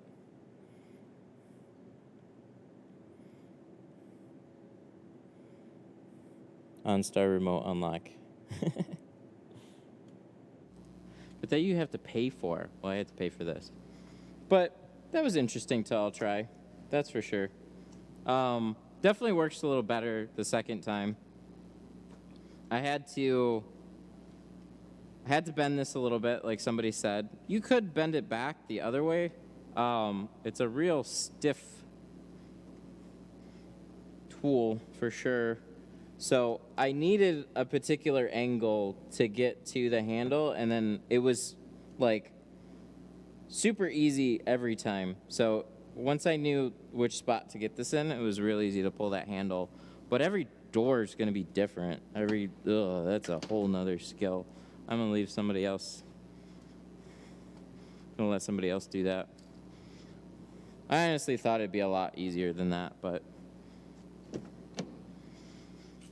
it'll all still work, yeah.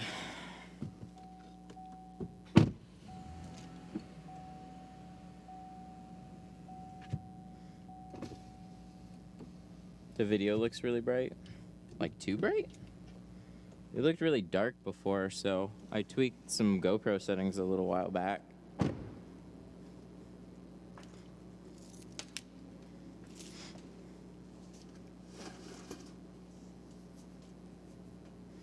Canon.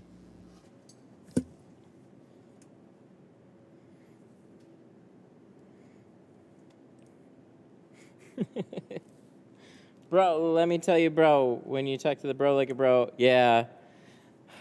The conversation was really funny. So there's somebody that posted in the group and he was asking why he lost a customer or something. But, like, the conversation was just really funny. There's a lot of, like, it was, make sure you remove all the tint, bro, and all the glue, bro. And it's like, do people talk to customers that way? Apparently.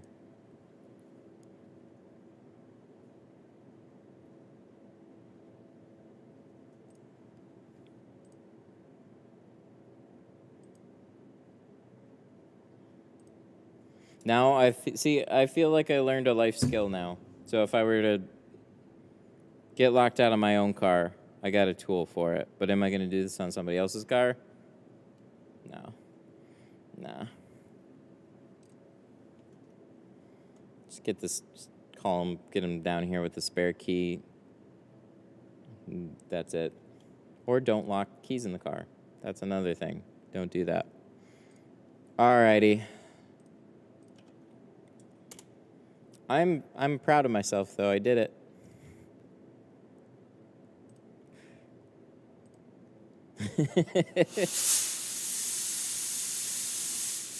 Hey! That's true.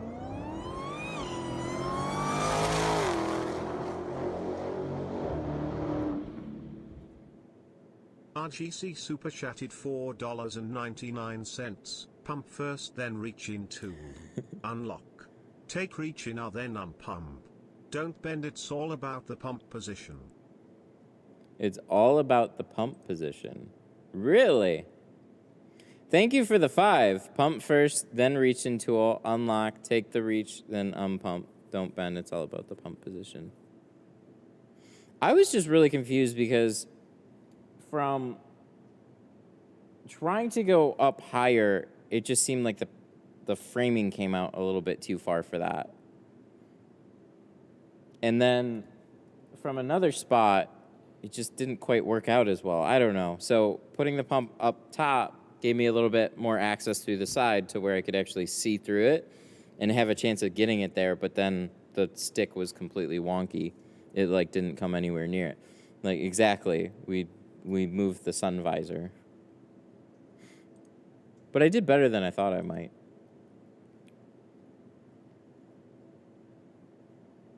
Or use the app to unlock the car. Fortunately, this one won't do that. But as we saw, it is possible to lock the keys in the car on this one.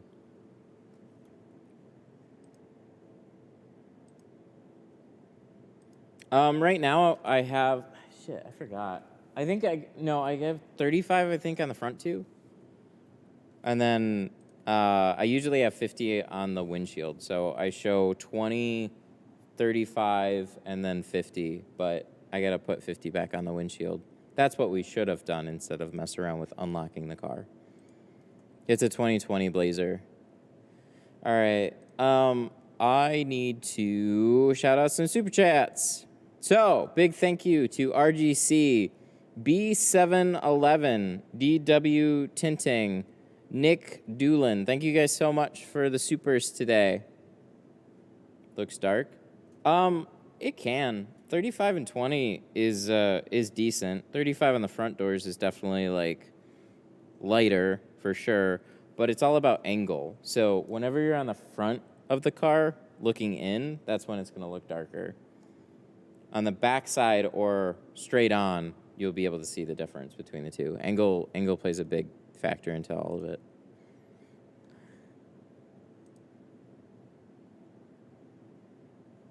I want my money back. You can contact YouTube for that then. I have no refund buttons. Should be a Netflix series. You've got your locked your keys in your car and you got 5 minutes to live. I think you could probably give somebody an hour and they still wouldn't be able to unlock their car.